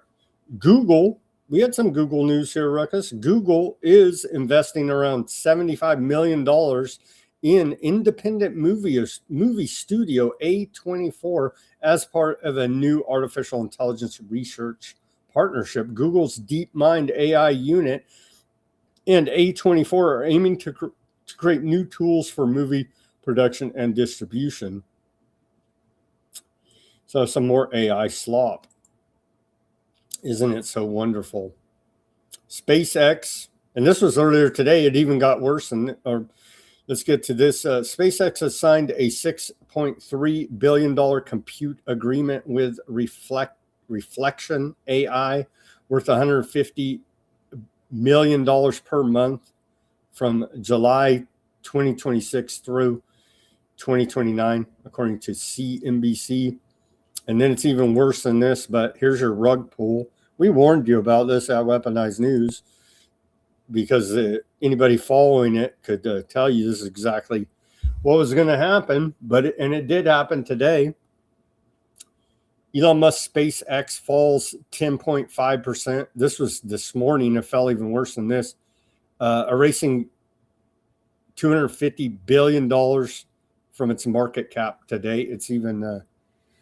It fell even worse than that as retail investors' exit liquidity went goodbye. And so at the end of the day, at the end of the business day, it actually turns out SpaceX shed $400 billion in market value as per design here now. As per design. Senate to advance housing bill to limit private equity purchases of single-family homes. CNBC reports. Bank of America says it expects the Federal Reserve to hike rates at least 3 times this year. We only got half the year left. I don't know how.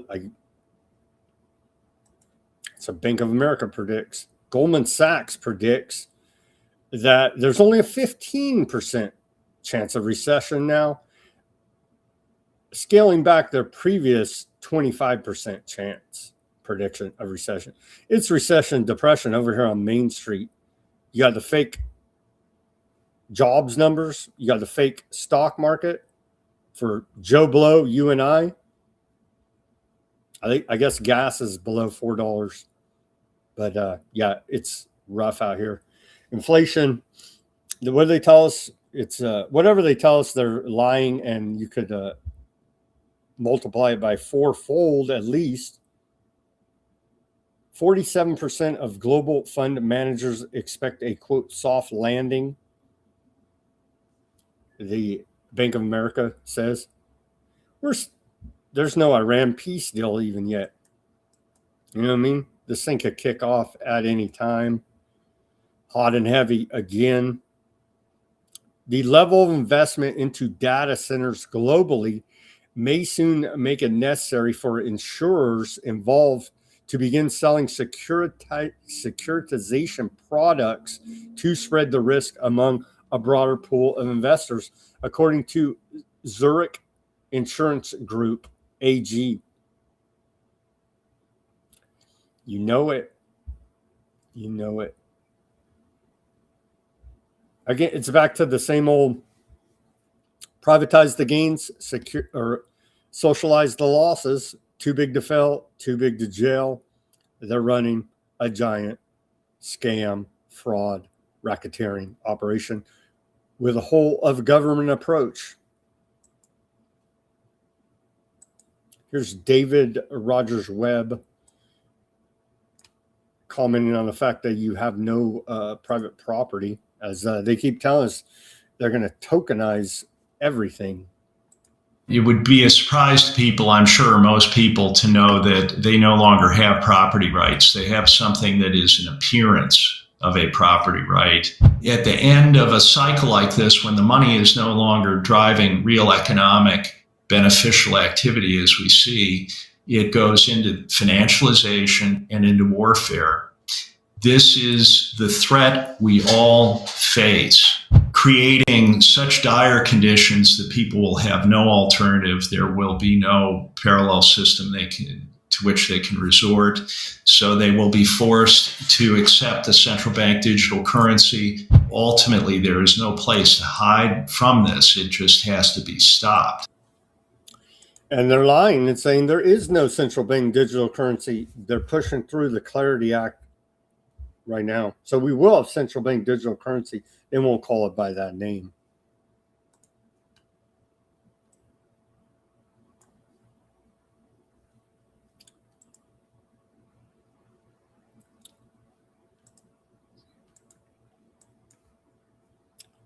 There's J.D. Vance on Jared Kushner.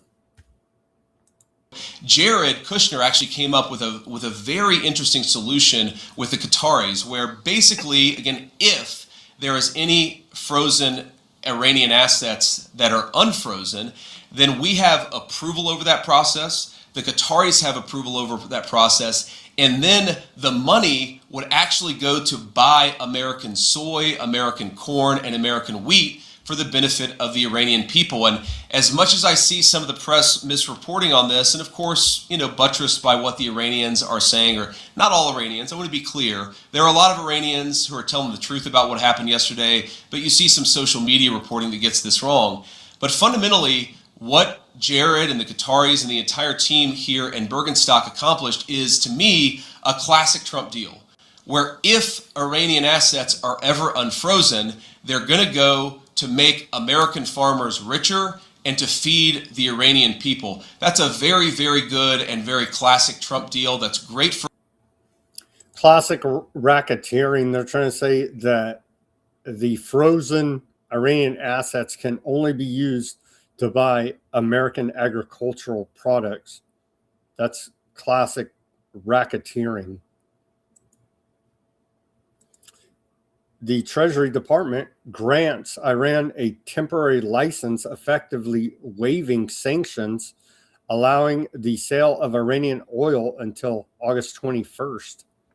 Here's that announcement by the Treasury Department.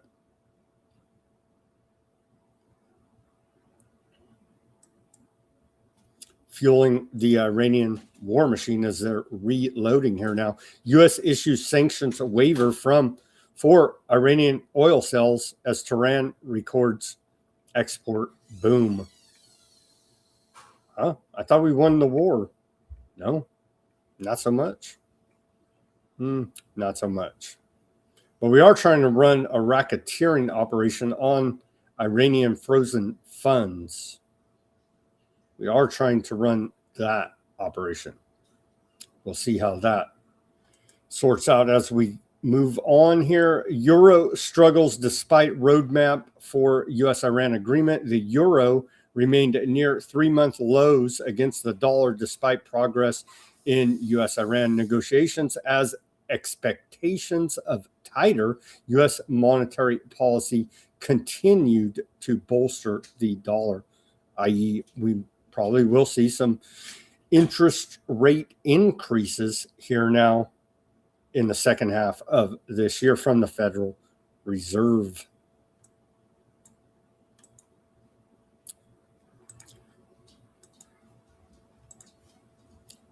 Head criminal Trump here running the racketeering operation. Also, and it came up last night, is money that's being unfrozen is going to be used to buy food, and the food's going to be bought exclusively through the United States from our farmers.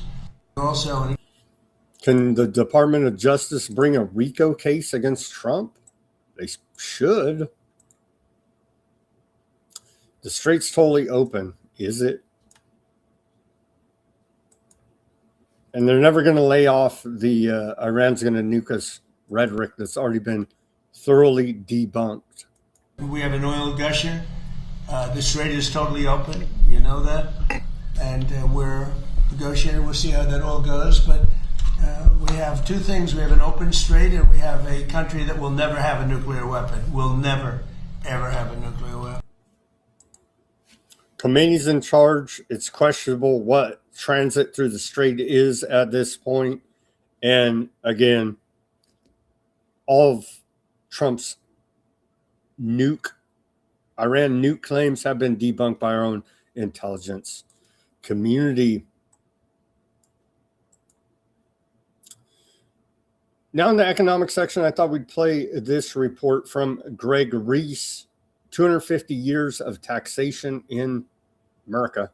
Never forget, taxation's theft. As Alan Greenspan said, they just print more money to pay the debt. Why do we pay taxes? Again, to make us poorer. Not for any government service or any other BS that they try to sell us.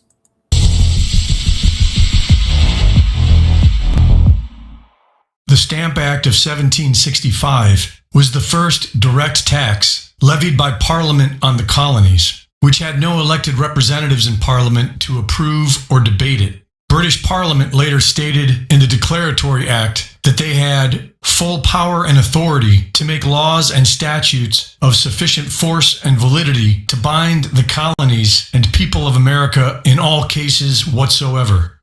According to the story, the American Revolution wasn't about the size of the tax. It was about the right of Britain to impose taxes on the colonists without their consent.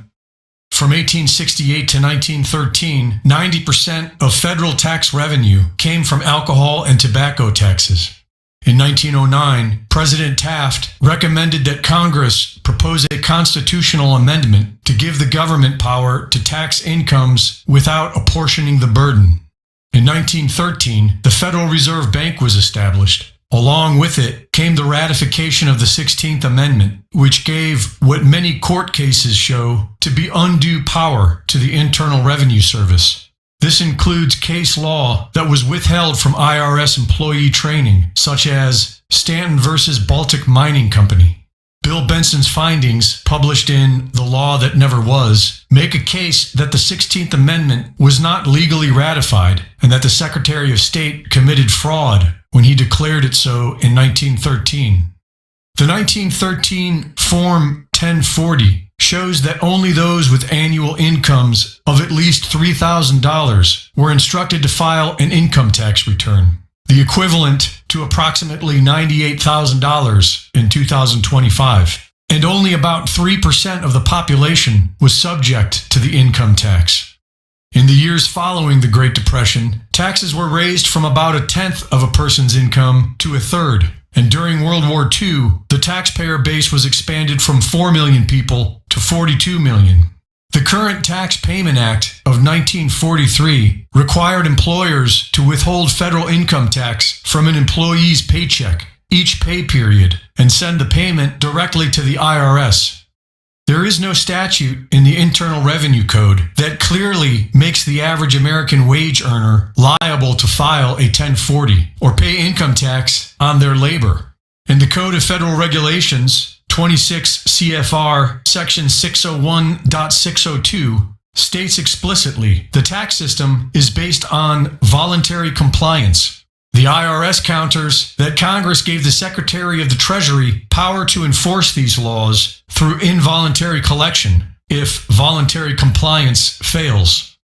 In 2026, while many Americans struggle to make ends meet and argue that the IRS is unconstitutional, the White House is targeting a July 4 deadline for the Clarity Act to become law, which will be the legal framework for the agentic crypto economy and comprehensive oversight by the IRS.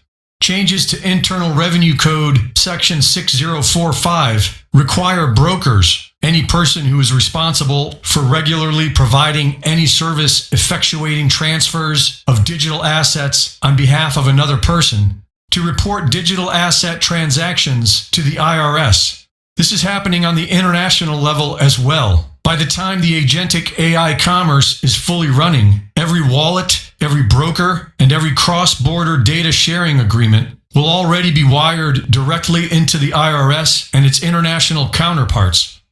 The U.S. has explicitly rejected the CBDC model in favor of privately issued dollar-backed stablecoins regulated under the Genius Act and soon the Clarity Act. But the surveillance and programmability concerns associated with CBDCs are still being achieved through state-mandated reporting wrapped around privately issued tokens that are functionally just as traceable.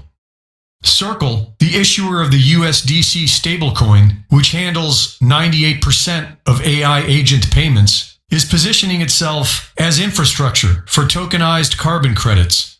And so if a future carbon tax were ever implemented, the infrastructure will already be in place for it. Greg Reese reporting.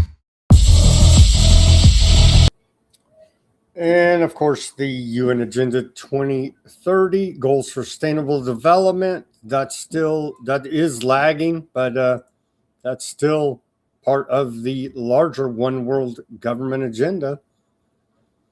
Okay, so we are below $4 a gallon for the price of gasoline here. Now we're at $3.93 today on average across America, according to AAA. You can see right there, rounded up to $3.93. So went down a little bit. It's going down. Went down a good, what, 13-14 cents from last week. So that's looking good. Better, at least. Not really that great, but better. Now, Brown University, the Watson School of International and Public Affairs. We take a look at the total cost burden across the Iran war. Let's see. It went up, now it went back down again. Let's see. Well, I guess they locked it. So I guess they're saying the Iran war is over. Earlier today, it was way higher and it went down. We're at 60. I guess we closed the Iran war with a total consumer cost burden of $61.6 billion. They did a little bit of adjustments, maybe an overestimate there. So here it is. Still feels like there's more cost to come in than the total consumer U.S. household burden. There, $47.10. You can see across both gasoline and diesel, and the numbers are moving. The numbers are moving there. Albania is not for sale. Protests grow over Kushner-linked luxury development project. Thousands protested in Albania's capital against proposed luxury development project linked to Trump's son-in-law, Jared Kushner. The primary focus of protest is a proposed multi-billion euro tourism project on Albania's Adriatic Sea coast. The protests have become known as the Flamingo Revolution due to a purported threat to wildlife and decline ecosystem posed by the real estate project. Protesters in Tirana, Albania, were seen carrying Albanian flags and banners saying Albania is not for sale. Over the weekend, protests raged in Albania. The primary focus of the demonstrations is a proposed Kushner-linked tourism project on Albania's Adriatic Sea. The protests have since fused with wider public anger over opaque real estate deals and alleged government corruption. The protests have become known as the Flamingo Revolution due to, we covered that, Albania's prime minister, who has defended the multi-billion euro development project, has rejected calls to resign. Kushner's investment firm, Affinity Partners, referred CNBC to a PR firm when contacted for comment. The agency said Sazan Real Estate Development, LLC, is the entity developing the project and that Affinity Partners has no involvement. It added that any U.S. partners were involved in their personal capacity. Our goal is simple: celebrate Albania's natural beauty, create jobs, and build something future generations can be proud of. In its future will ultimately be determined by Albania and the Albanian people, the PR propaganda firm said. Apparently the Albanian protesters, part of the Flamingo Revolution,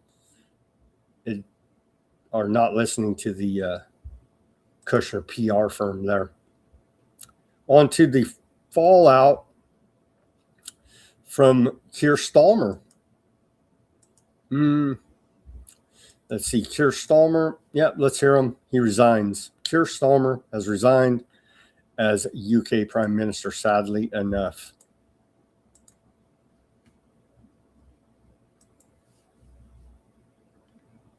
The question being asked now is not who was best placed to change the Labour Party, to take us into power and to begin the vital work of improving lives for millions of people.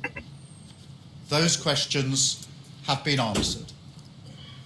The question my party is asking now is whether I am best placed to lead us into the next general election.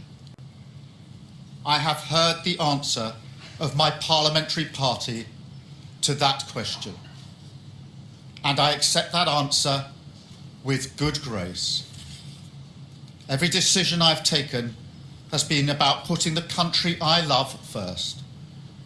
That is why I will resign as leader of the Labour Party. Should have never been in the government in the first place if you love the country as you claim there, buddy. And so UK, man, what a shit show they have.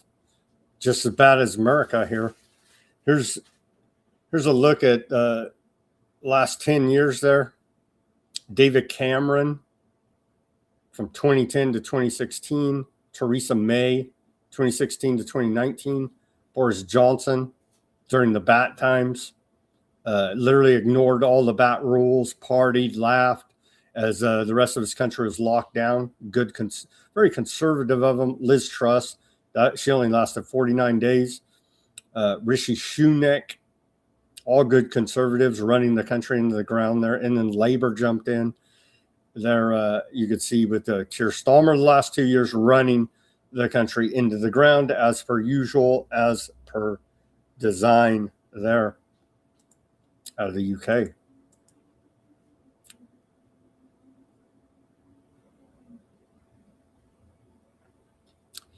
And so, yeah, there's giant scandal still going on. Epstein file cover-ups, trafficking diplomatic cables through Keir Starmer's office, i.e. Mendelsohn.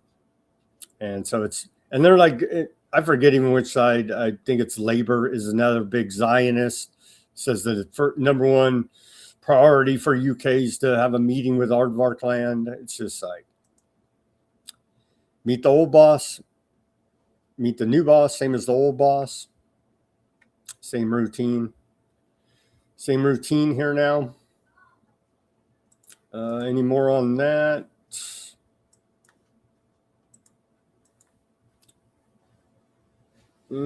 That's about it. Maybe we'll follow up a little bit more of the fallout there, but he's going to go away now, and the next corrupt puppet will take his place. China sanctions dozens of U.S. companies in response to Pentagon blacklisting Chinese firms, as we're now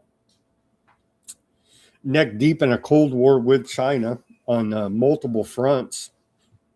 China imposed new restrictions on dozens of U.S. entities announced today in response to Washington's blacklisting of several more Chinese companies accused of aiding Beijing's military forces.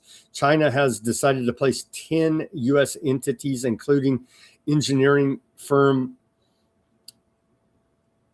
Avox Inc., on its export control list. The Chinese Ministry of Commerce said export operators are prohibited from exporting dual-use items to the above-mentioned 10 entities. Any organization or individual in any country or region is also prohibited from transferring or providing dual-use items originating from China to these entities. We're in a Cold War.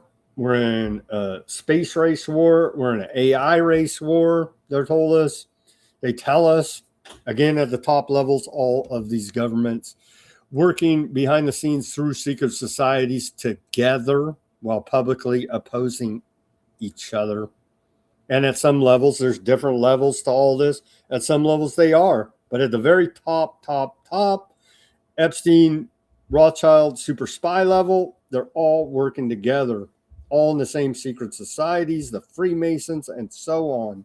Different factions. And of course, they have their own dramas within that. But all in all, working toward that same goal. One world government, scientific dictatorship, technocracy, and a head man of that in South America is Milei. Argentina's government has authorized up to $500 billion in new borrowing from international financial institutions. Again, that's about 2 days of interest on the national debt here in America. But for the people of Argentina, they will be suffering some austerity measures. I would like to say coming down the pipe here now, as Milei proudly declared himself a few months back the most Zionist president in the world.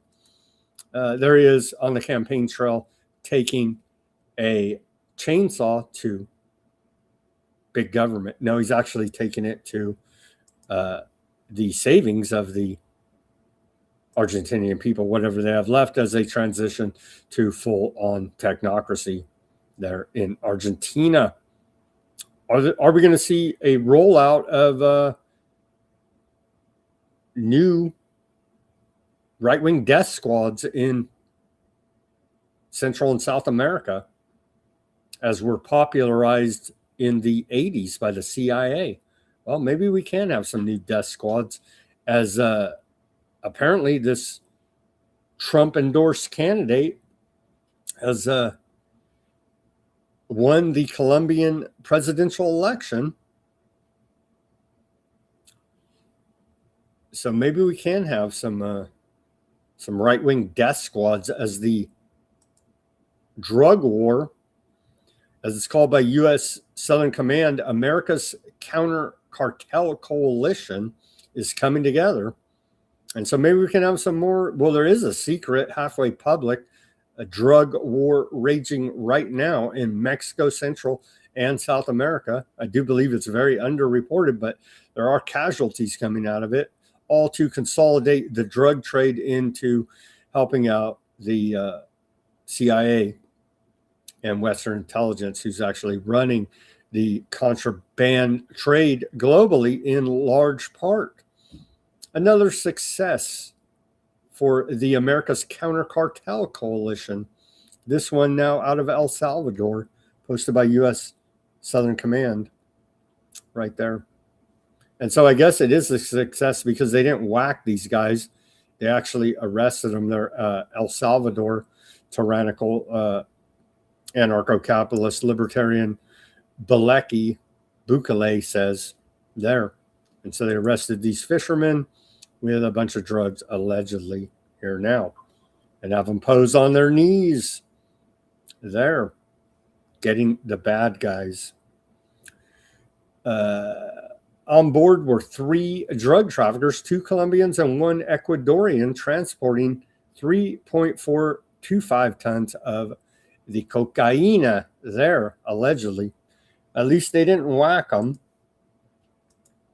At least they didn't whack them there. Ecuador continues to combat cartels and narco-terrorism alongside America's counter-cartel coalition partners across the Western Hemisphere. And the National Defense of Ecuador put these images out. Meme of the days from Ecuador fighting the drug war with America there.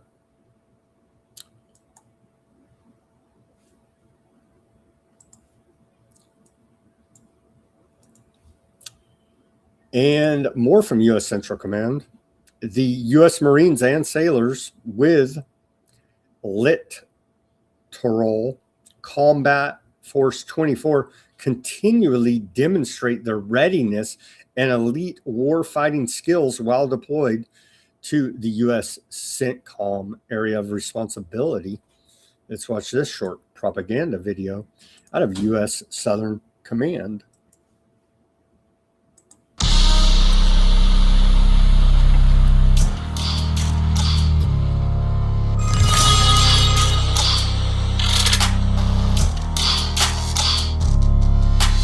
And they did throw in that nice subliminal messaging there as well. We do appreciate those mind control efforts. Yesterday, it was announced by U.S. Southern Command on June 21st at the direction of Southcom Commander Donovan.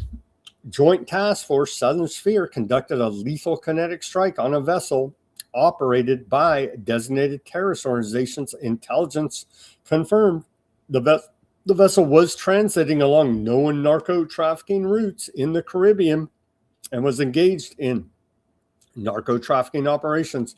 2 male narco terrorists were killed during this action, and there were 6 male survivors. Again, extrajudicial assassinations, straight up murder being carried out by U.S. Southern Command in the name of the never-ending drug war, which is actually a consolidation of contraband smuggling. Here's that video.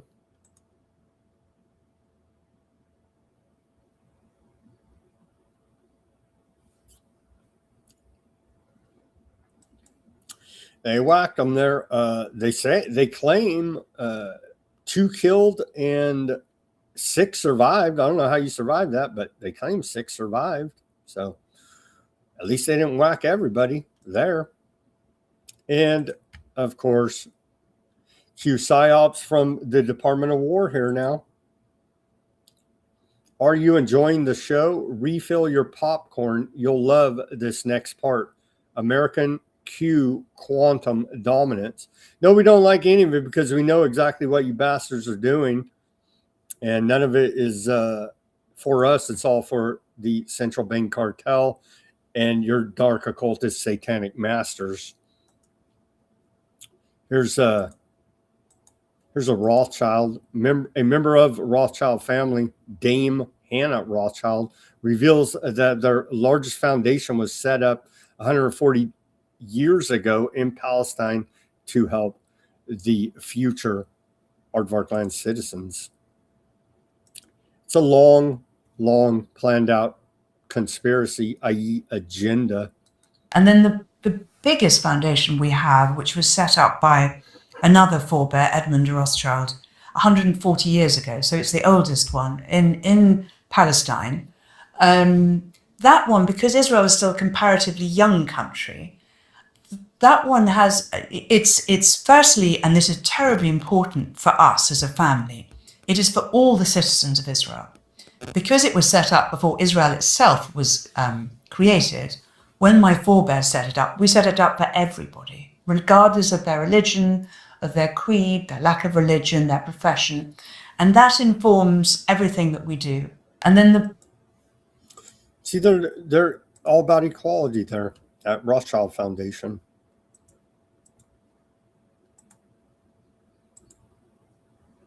I-24 news out of Aardvark land broadcasts Aardvark military veterans practicing yoga to cope with trauma caused by the war.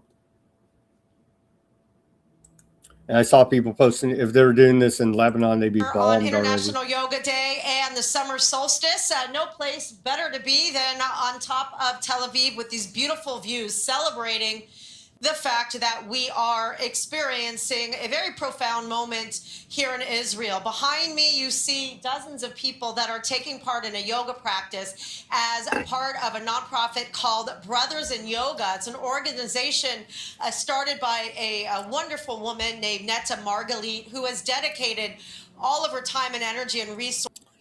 That's good. They're getting that yoga therapy when they're not shooting children in the head. Here's Netanyahu. He said, well, he tells us right here that, well, yeah, why throughout history? Because they're baby blood drinkers poisoning the well is why throughout history they have issues. And let me tell you how anti-Semitism works down the ages. Ever since we lost our country and we became defenseless, we were defenseless not only against physical attack, but against the vilifications that often and always preceded them. So we were faced in one country with such vilifications, and that led eventually to either one of two things, either exile or massacre. And then we went to another country, and we faced exactly the same thing. After the vituperations and vilifications, that we're poisoning the wells, that we drink the blood of slain children, that we carry vermin. And by the way, these are the exact lies that continued right up to the Nazi Holocaust. Exactly the lies. Is it all lies all throughout history? Every place they've been have noticed that they're drinking the baby's blood and poisoning the well? Is it really all hateful conspiracies throughout our known history? Or is it this attitude? Kill them first? We change Israel's security doctrine. We initiate, we attack, we surprise, and we attack those enemies that seek our destruction, that seek to kill us. We attack them before they have a chance to do so. If you know Hebrew, akam leorgecha, ashkem leorgo. Kill them first. There you go. That's all I got to say. I thought they were going to attack me. You kill them. Well, you're the good guy. Really? That's a premeditated murder? That's not self-defense? Well, we heard from some rigged up intelligence. Good enough for me, bro. Where are we at here with all this insanity?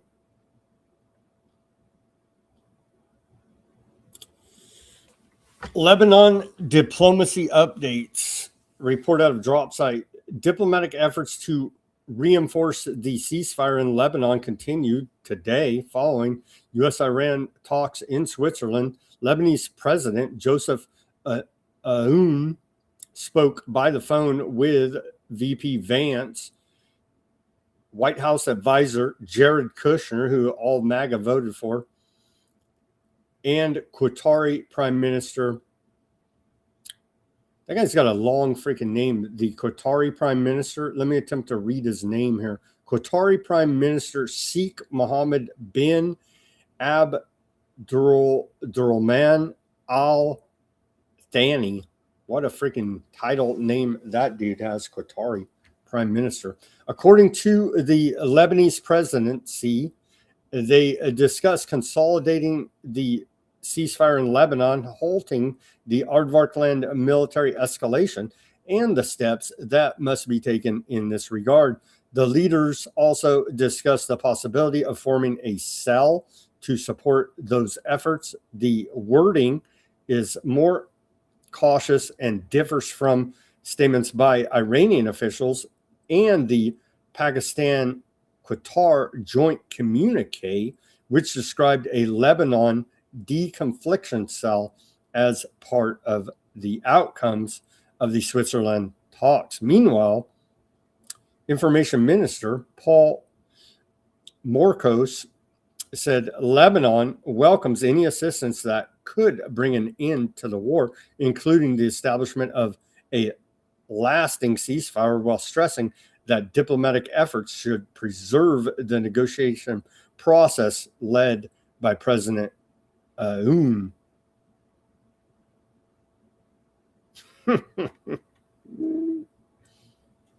Yeah, Lebanon government, puppet of the West. There is no ceasefire there. Aardvark National Security Minister Ben Gvir. It's in his language there, so we won't play it, but everybody knows this psychopath, right? Ben Gvir. He said the cost of giving into international pressure is a heavy one. My position is that instead of a ceasefire, we should attack Beirut. So a big advocate there of U.S.-Iran peace negotiations. Ben Gvir went on to say, the state of Aardvark must act accordingly to a clear principle, which is kill everyone. I added that part. We appreciate our friends. We love Trump. But first and foremost, Aardvark land soldiers, first our fighters, first our residents. Well, if that was true, you're stacking up IDF bodies, then you wouldn't be doing that. But hey, they continue. Let's see some of the damage here now from southern Lebanon. Yeah, they're leveling the place here. This is on the ground video from Ro Kwa Chasmadine on the X. Southern Lebanese writer reporting from the ground in Lebanon. Let's take a look at some of the video of the destruction from these ongoing carpet bombing campaigns. Live from Duer, which is again, this is southern Lebanon, not Gaza, excuse me, because they both are being turned into apocalyptic hellscapes. the prominent, historically significant village nestled in the Nabatiya district of southern Lebanon, just north of the Litani River, known regionally for its rich agricultural hills and as the birthplace of renowned Lebanese intellectuals. The village was struck multiple times over the last week during one particular devastating Israeli attack on June 19th. 6 people were killed. 24 hours later, an Israeli drone strike killed a man on his motorcycle in the village. And as you can see, from the southern Lebanese city of Nabatiya, this is Ruqayya Shamsuddin reporting from the area in the aftermath of recent Israeli airstrikes. As you can see, it was near a local mosque. There is more devastation that you're unable to see from this angle, but it is actually pretty overwhelming.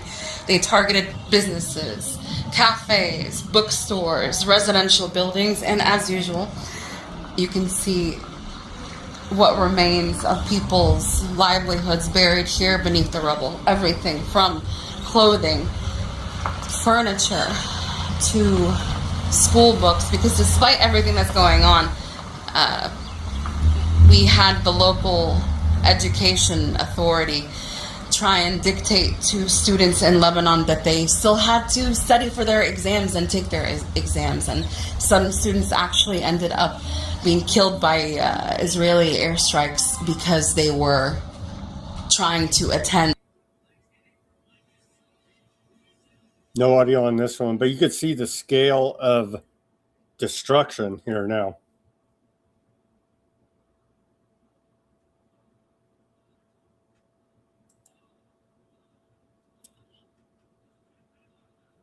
Leveling the joint. I do believe we have some more video of it. This report This report out of the cradle. Let's see some of the on the ground destruction there in southern Lebanon. Reporting from Arab Salim in South Lebanon in Iqlim al-Tufah, the Apple region.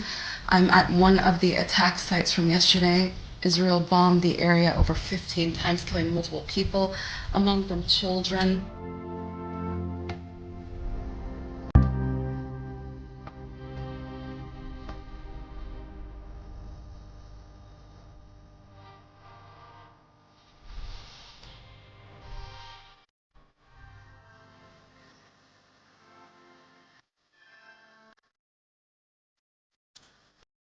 And it goes on detailing the civilian victims there, children, women, pregnant women, civilian men, not part of Hezbollah, not part of any terrorist group, not part of any militia, not part of the Lebanon army, just Joe Blows like me and you being ethnically cleansed. They're trying to go back there. I saw reports. If you even have a home left, new deconfliction mechanism for Lebanon excludes aardvark land, limits freedom of action. Bibi said it. We read you his statements. Katz has said it. So yeah, that's still like that's the elephant in the room for Trump. And I don't see how we sit through 60 days of communication at the peace talks while they're genociding the Lebanese here indiscriminately. I don't see how Iran can stand for that. Iran's foreign minister, Argachai, said, tireless Pakistani and Qatari mediation has delivered major progress to end Lebanon war. Oil and petrochemical exports are waived, blockade lifted, some frozen assets released, and major reconstruction and development plan launched for Iran. First real test, Lebanon deconfliction cell. They just shot a few people today, bro. They stopped a carpet bombing campaign, so I guess that's progress. Over 11,000 buildings completely leveled, thousands more damaged by aardvark land in southern Lebanon.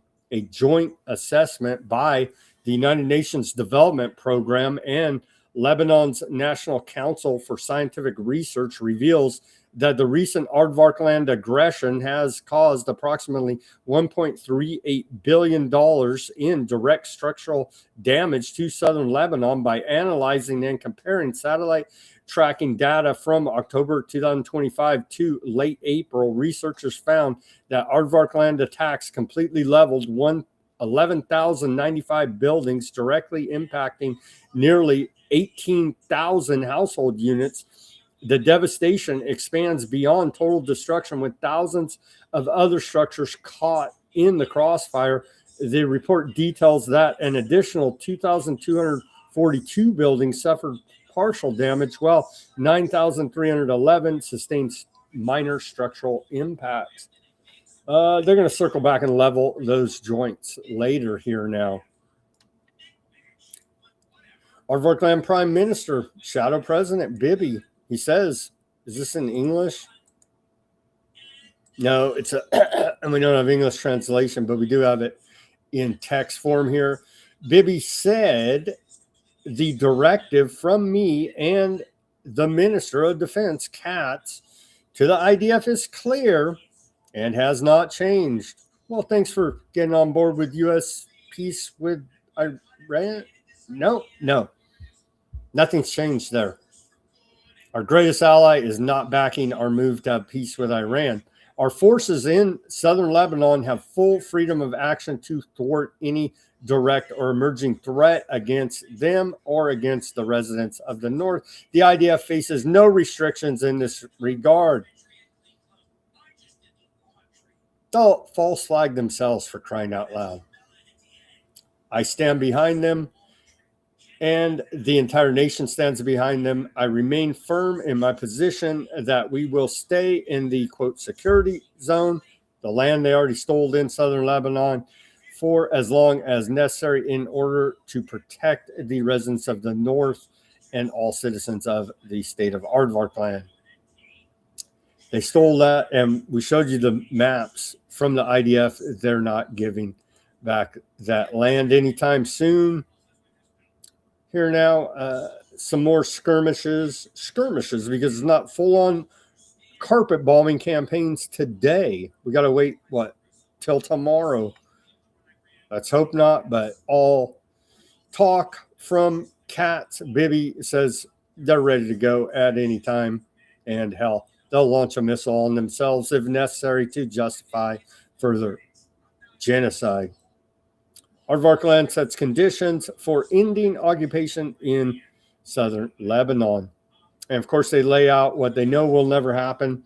Aardvark land has 3 minimum conditions for withdrawing its forces from southern Lebanon: the withdrawal of all Hezbollah terrorists north of the Litani, the disarmament of Hezbollah infrastructure south of the Litani, and full Aardvark land freedom of action to remove threats. Is that really a withdrawal from southern Lebanon? Not really. They know Hezbollah is never going to disarm, and they still have freedom to kill whoever they want. So, yeah, they're not withdrawing from southern Lebanon, essentially. They said it by not saying it. Finance Minister Smotrich declared that Aardvark land will maintain its military occupation of southern Lebanon for years to come. But we gave you guys a chance. We said give up your arms and line up and be shot. And so, I mean, come on. Give peace a chance, bro. He went on to say, vowing not to withdraw even if explicitly ordered by Washington. In another interview with Makor Rishon newspaper, reported by the Times of Aardvark land, the minister discussed the likelihood of U.S. pushback, stating he estimates no such demand will come because they understand our red lines. Smotrich confirmed plans to establish permanent infrastructure in the occupied territory, including everything definitively from army posts to full military bases. They're taking all that land. He justified the long-term expansion by criticizing historical borders, arguing that the 1916 Skies Picot line is illogical and failed to consider the territory's topography. We are there until Hezbollah disarms, and I think also beyond that, because we need to defend our borders, Smotrich stated. The finance minister emphasized that the open-ended occupation represents a unified front within the Aardvark land war cabinet. Until Hezbollah disarms, we aren't moving a millimeter, Smotrich said, adding that this is the stance of the prime minister and defense minister and mine too, and we are determined to stick to it. Hell, Ben-Gvir said start bombing Beirut now. So the softer side of genocide. We're not leaving. We're building military bases, disarm so we can shoot you in the face. And by the way, we're taking all the land as well. The softer side of genocide. As Ben-Gvir says, just bomb Beirut now. All of Lebanon should become our playground, Ben-Gvir said. Here now.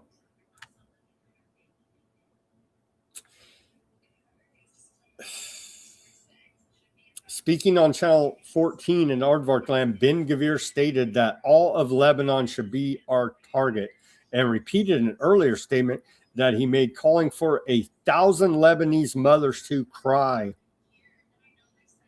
So, wow, the good cop, bad cop. The good cop says, we're just going to take all your land and shoot you in the face.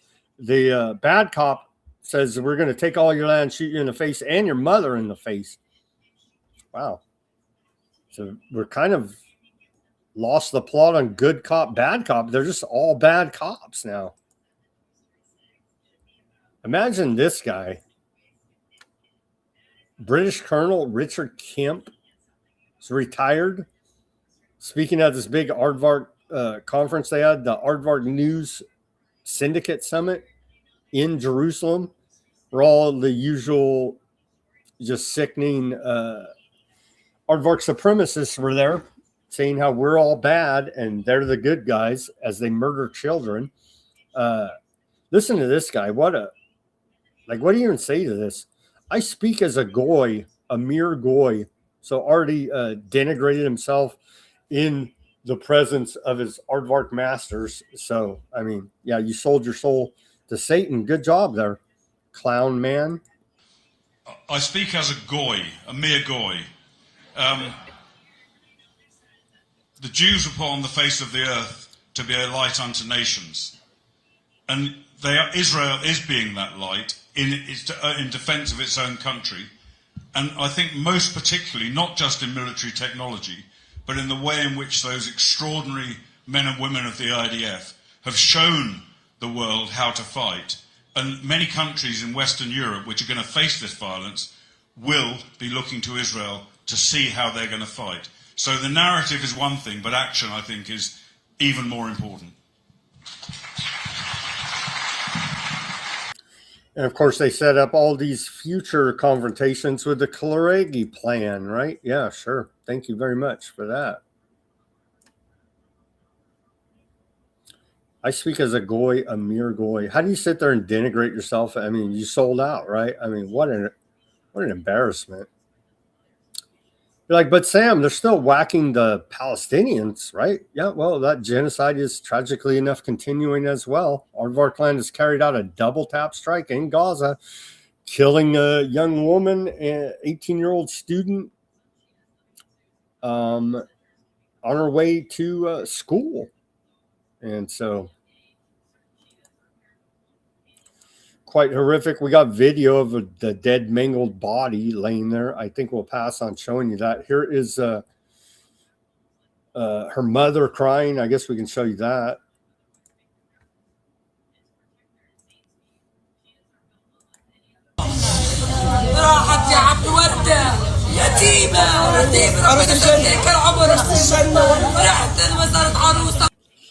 Yeah, it's pretty heartbreaking, tragic there. 18-year-old student dead. She said, my only rose is gone. The mother of 18-year-old Raghad Ashur, killed by Aardvark Land airstrikes in Gaza City.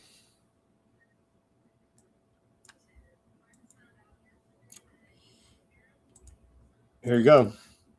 Here's another angle showing the double tap that killed the student there while returning home from her final secondary school examination.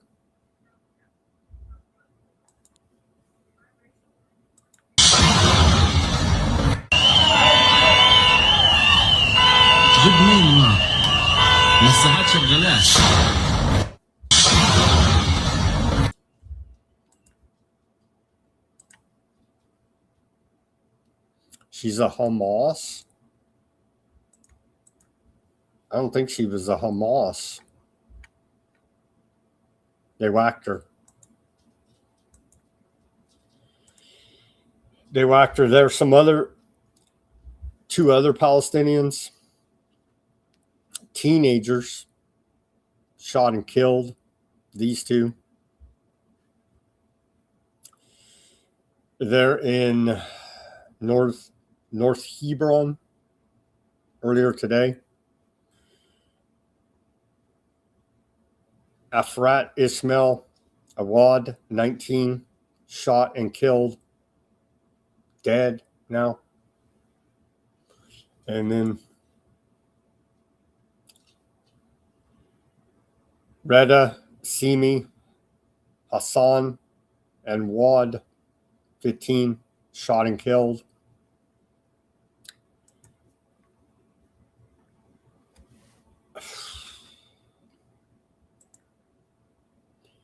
Here's Huckabee, traitor, literal traitor, hanging out with Jonathan Pollard, convicted Aardvarkland spy.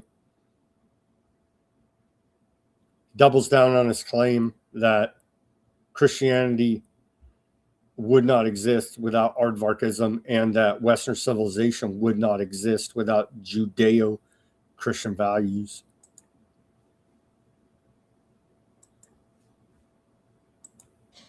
This week I got into a little bit of controversy unintentionally because I said something that I've been saying for years. It wasn't anything new, but I made the point, and I want to make it with you. One of the reasons that our nations are tied together is because it is upon the Jewish foundation that Christianity was formed, and upon the Jewish and Judeo-Christian foundation, Western civilization was formed, and without that, there would not be an America.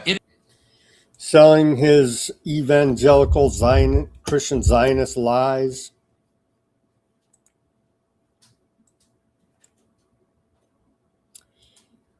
And finally, I think this is very important, the Aardvark influence here in America, the Hasbro propaganda and lies. It needs to be restated. Maybe I'll add this to Epstein report and just report on it every day, because it is actually shocking. And it's brainwashing a lot of people. This traitor, another traitor, Brad Parscale, former Trump campaign manager. He's currently a registered foreign agent for Aardvarkland and is paid by Aardvarkland government to push pro-Aardvarkland views at Salem Media Group, where he works as a chief strategy officer. Salem Media Group owns 117 radio stations in 38 markets here in America, as well as the conservative news sites Town Hall, Red Site, Hot Air, and PJ Media. Parscale's firm has received $15 million from Hanvis Media Network, a PR group working for the Aardvarkland government. The Daily Mail reported, citing FARA documents, the firm will receive $4.5 million a month between April 1st and October 31st for a total of $446.5 million. So literally a foreign agent there, Trump's former campaign manager, propagandizing the American people through Salem Media Group and the radio stations they own, and these alleged conservative websites, which are literal aardvark propaganda arms. It's just truly quite disgusting. All right, let's take a look at the headlines from Iran International. Will wrap up this show. Trump tells Iran to behave as U.S. eases sanctions. Hardline outlet challenges interpretation of Khomeini message on U.S. talks. Iranian MP calls for protest over continued closure of parliament. House Foreign Affairs Democrats slam Trump over Iran sanctions relief. Will the Islamic Republic trade with the great Satan, that America? Well, Trump saying through racketeering, a gun to your face, you will trade with us. You will buy our agriculture. You will not have a deal and be part of the racketeering. Trump touts Republican support for Iran deal amid bipartisan criticism. Top headlines there out of Iran International. And then finally, top headlines out of Al Jazeera here. Iran says U.S. to release $12 billion in frozen Iranian funds, waive oil sanctions. Ghalibaf defends decision to hold talks with the U.S. Democrats say Trump's actions on Iran inconsistent with its rhetoric. But they already said, don't don't even pay attention to Trump's rhetoric. That's for domestic propaganda purposes for idiot Americans that believe Trump's lying out of both sides of his mouth and his rear end. That's for those people. U.S. believes Iranians made key concessions on the nuclear issue. That's all we got for today. I guess we can take some comfort in the fact they're not actively carpet bombing Lebanon or Gaza right now, but all their top aardvark genocidal statements say anytime, right? Anytime. So, and they're not part of any of the peace deals. So, how do we make it 60 days? That's without them continuing the genocide there. It's anybody's guess at this point, but our greatest ally not helping us in Iran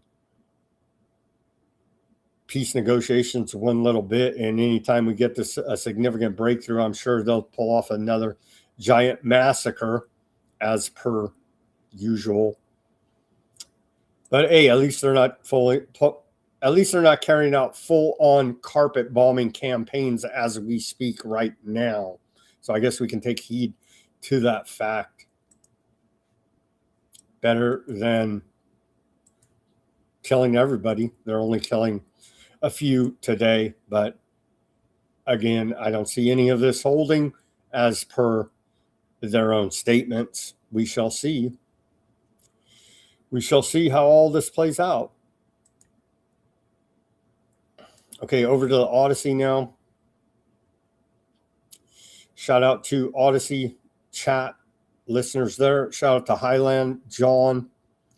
Let's see. I suspect that all satellites are balloons after a couple of news stories claiming a satellite fell to Earth when it got tangled in a weather balloon. Once might be explainable, but two, i.e. Truman Show, right? Yeah. Carbon tax is based on fraudulent claims CO2 causes global warming, John said. It's still in the back pocket of UN Agenda 2030, Goals for Sustainable Development. They've already developed a massive infrastructure, so I don't see how they can just walk away. It's still operating. The carbon markets are still operating in the background as they build out the AI data surveillance centers, and how they square all of that with environmentalism. Who cares? A Terminator will be knocking at your door before you know it if you ask too many questions, right? So, yeah.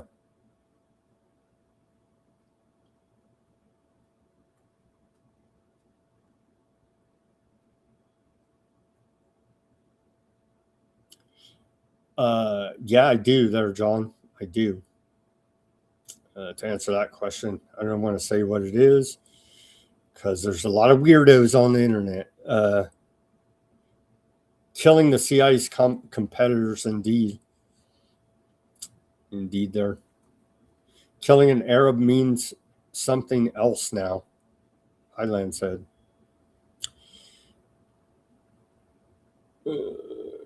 They killed Christian children for their blood, which was used in their black magic rites.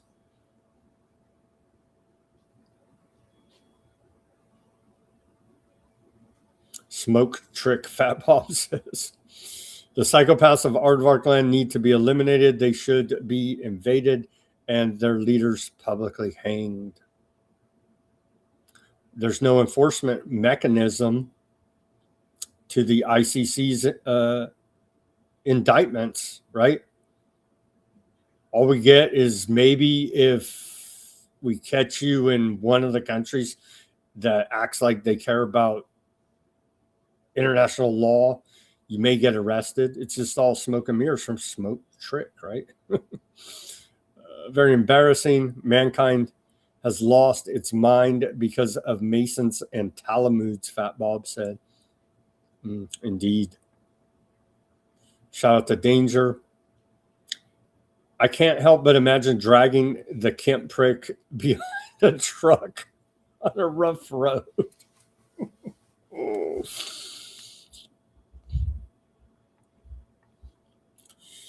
Fat Bob says, turn on Fox News. Aardvark lands Matrix.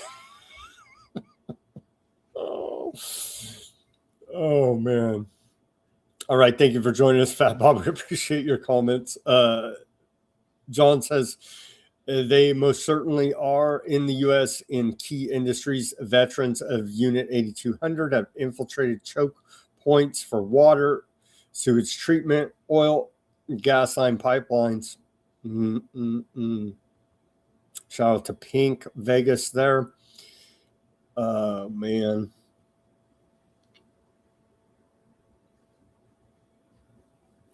And Danger says, whether you like them or hate them,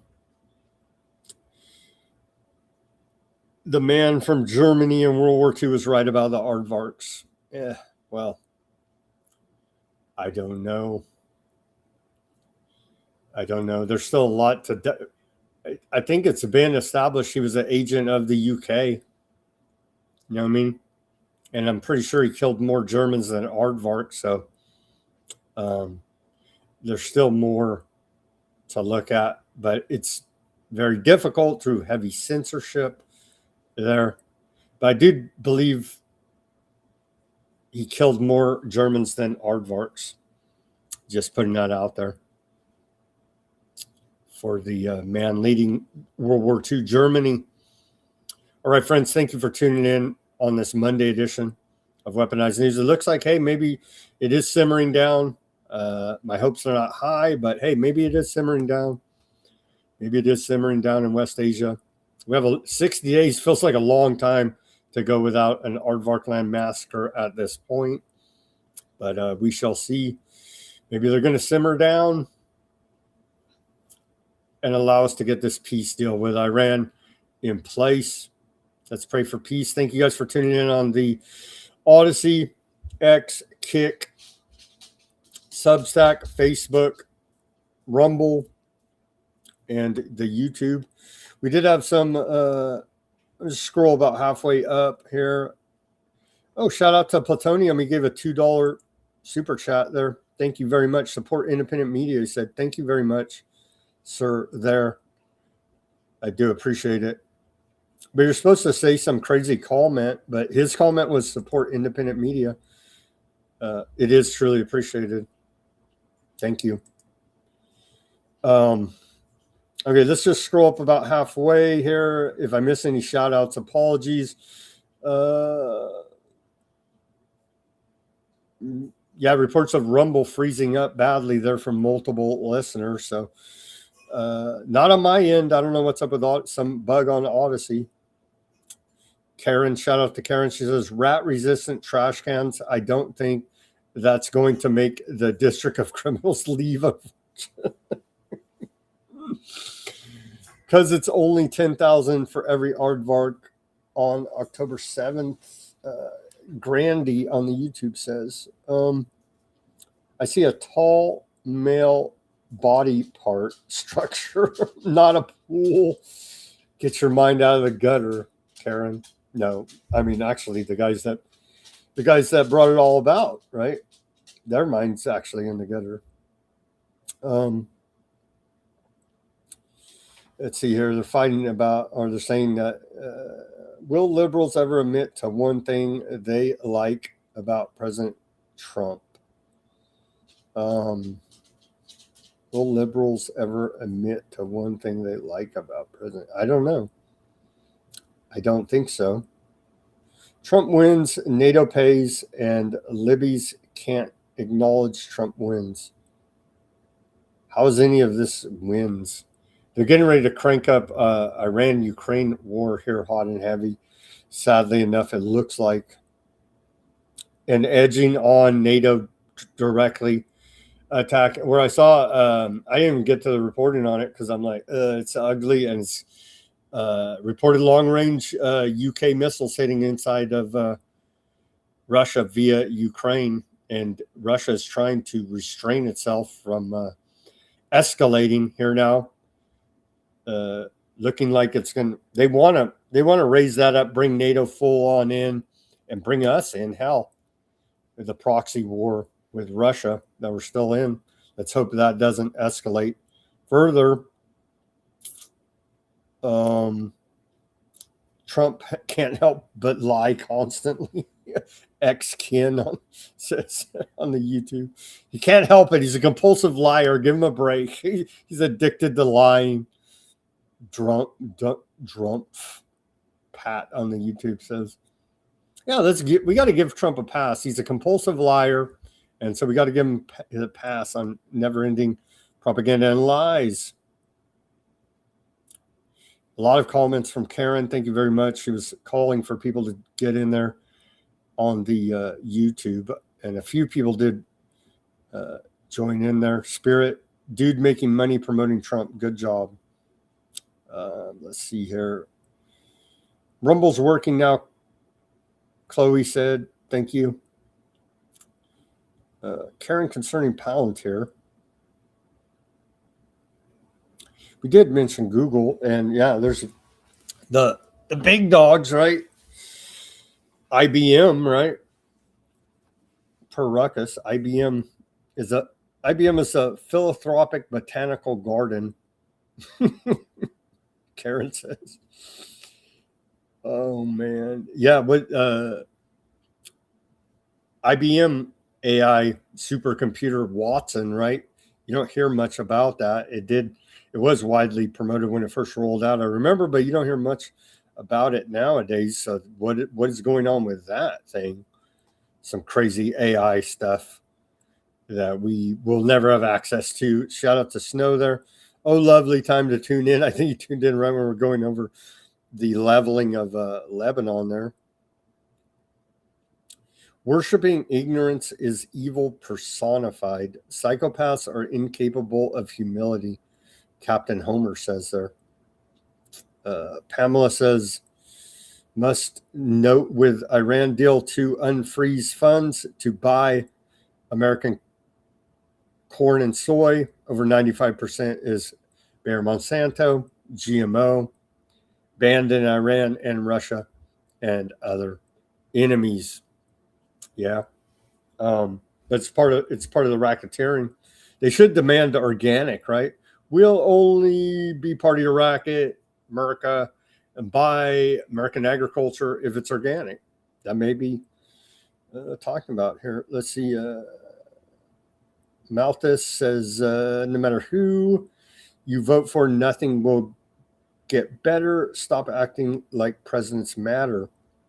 And they threw an F in Aardvark land there. I feel zero empathy for Muslims or aardvarks. Well, that's where they want you, is to have no empathy. And then when it comes time for your number to be called, then no one will have empathy for you. And that's how they get where we're at now. I bent my Wookiee. Have you ever seen a happy Democrat? Democrat. That's Trump's new catchphrase. Have you ever seen one? Yeah, actually. They were very happy when Obama was in power there, selling his propaganda and lies. And now Republicans are happy, allegedly, when Trump sells the propaganda and lies to them. So pick your flavor of government propaganda and lies. I think the big takeaway from today's show is we're seeing they're calling for now a whole of industry approach, a whole of government approach, and a whole of society approach to bring about technocracy, essentially here now. Militarized global surveillance police state, i.e. scientific dictatorship, i.e. one world government. And so when we start seeing these calls for whole of society, watch out. They're getting ready to turn that dial on the tyranny up a little bit more here now. All right, friends, as always, thank you for joining us on this Monday edition. Do your own research. Peace, love, and freedom. Speak out and take action. Have a great rest of your Monday evening. And we'll be back here on Tuesday for more Weaponized News. Let's pray for peace, that this thing holds. Hey, let's pray that Aardvark clan would want to actually help us in our efforts to have peace with Iran. Have a great rest of your evening, and we'll see you back here on Tuesday for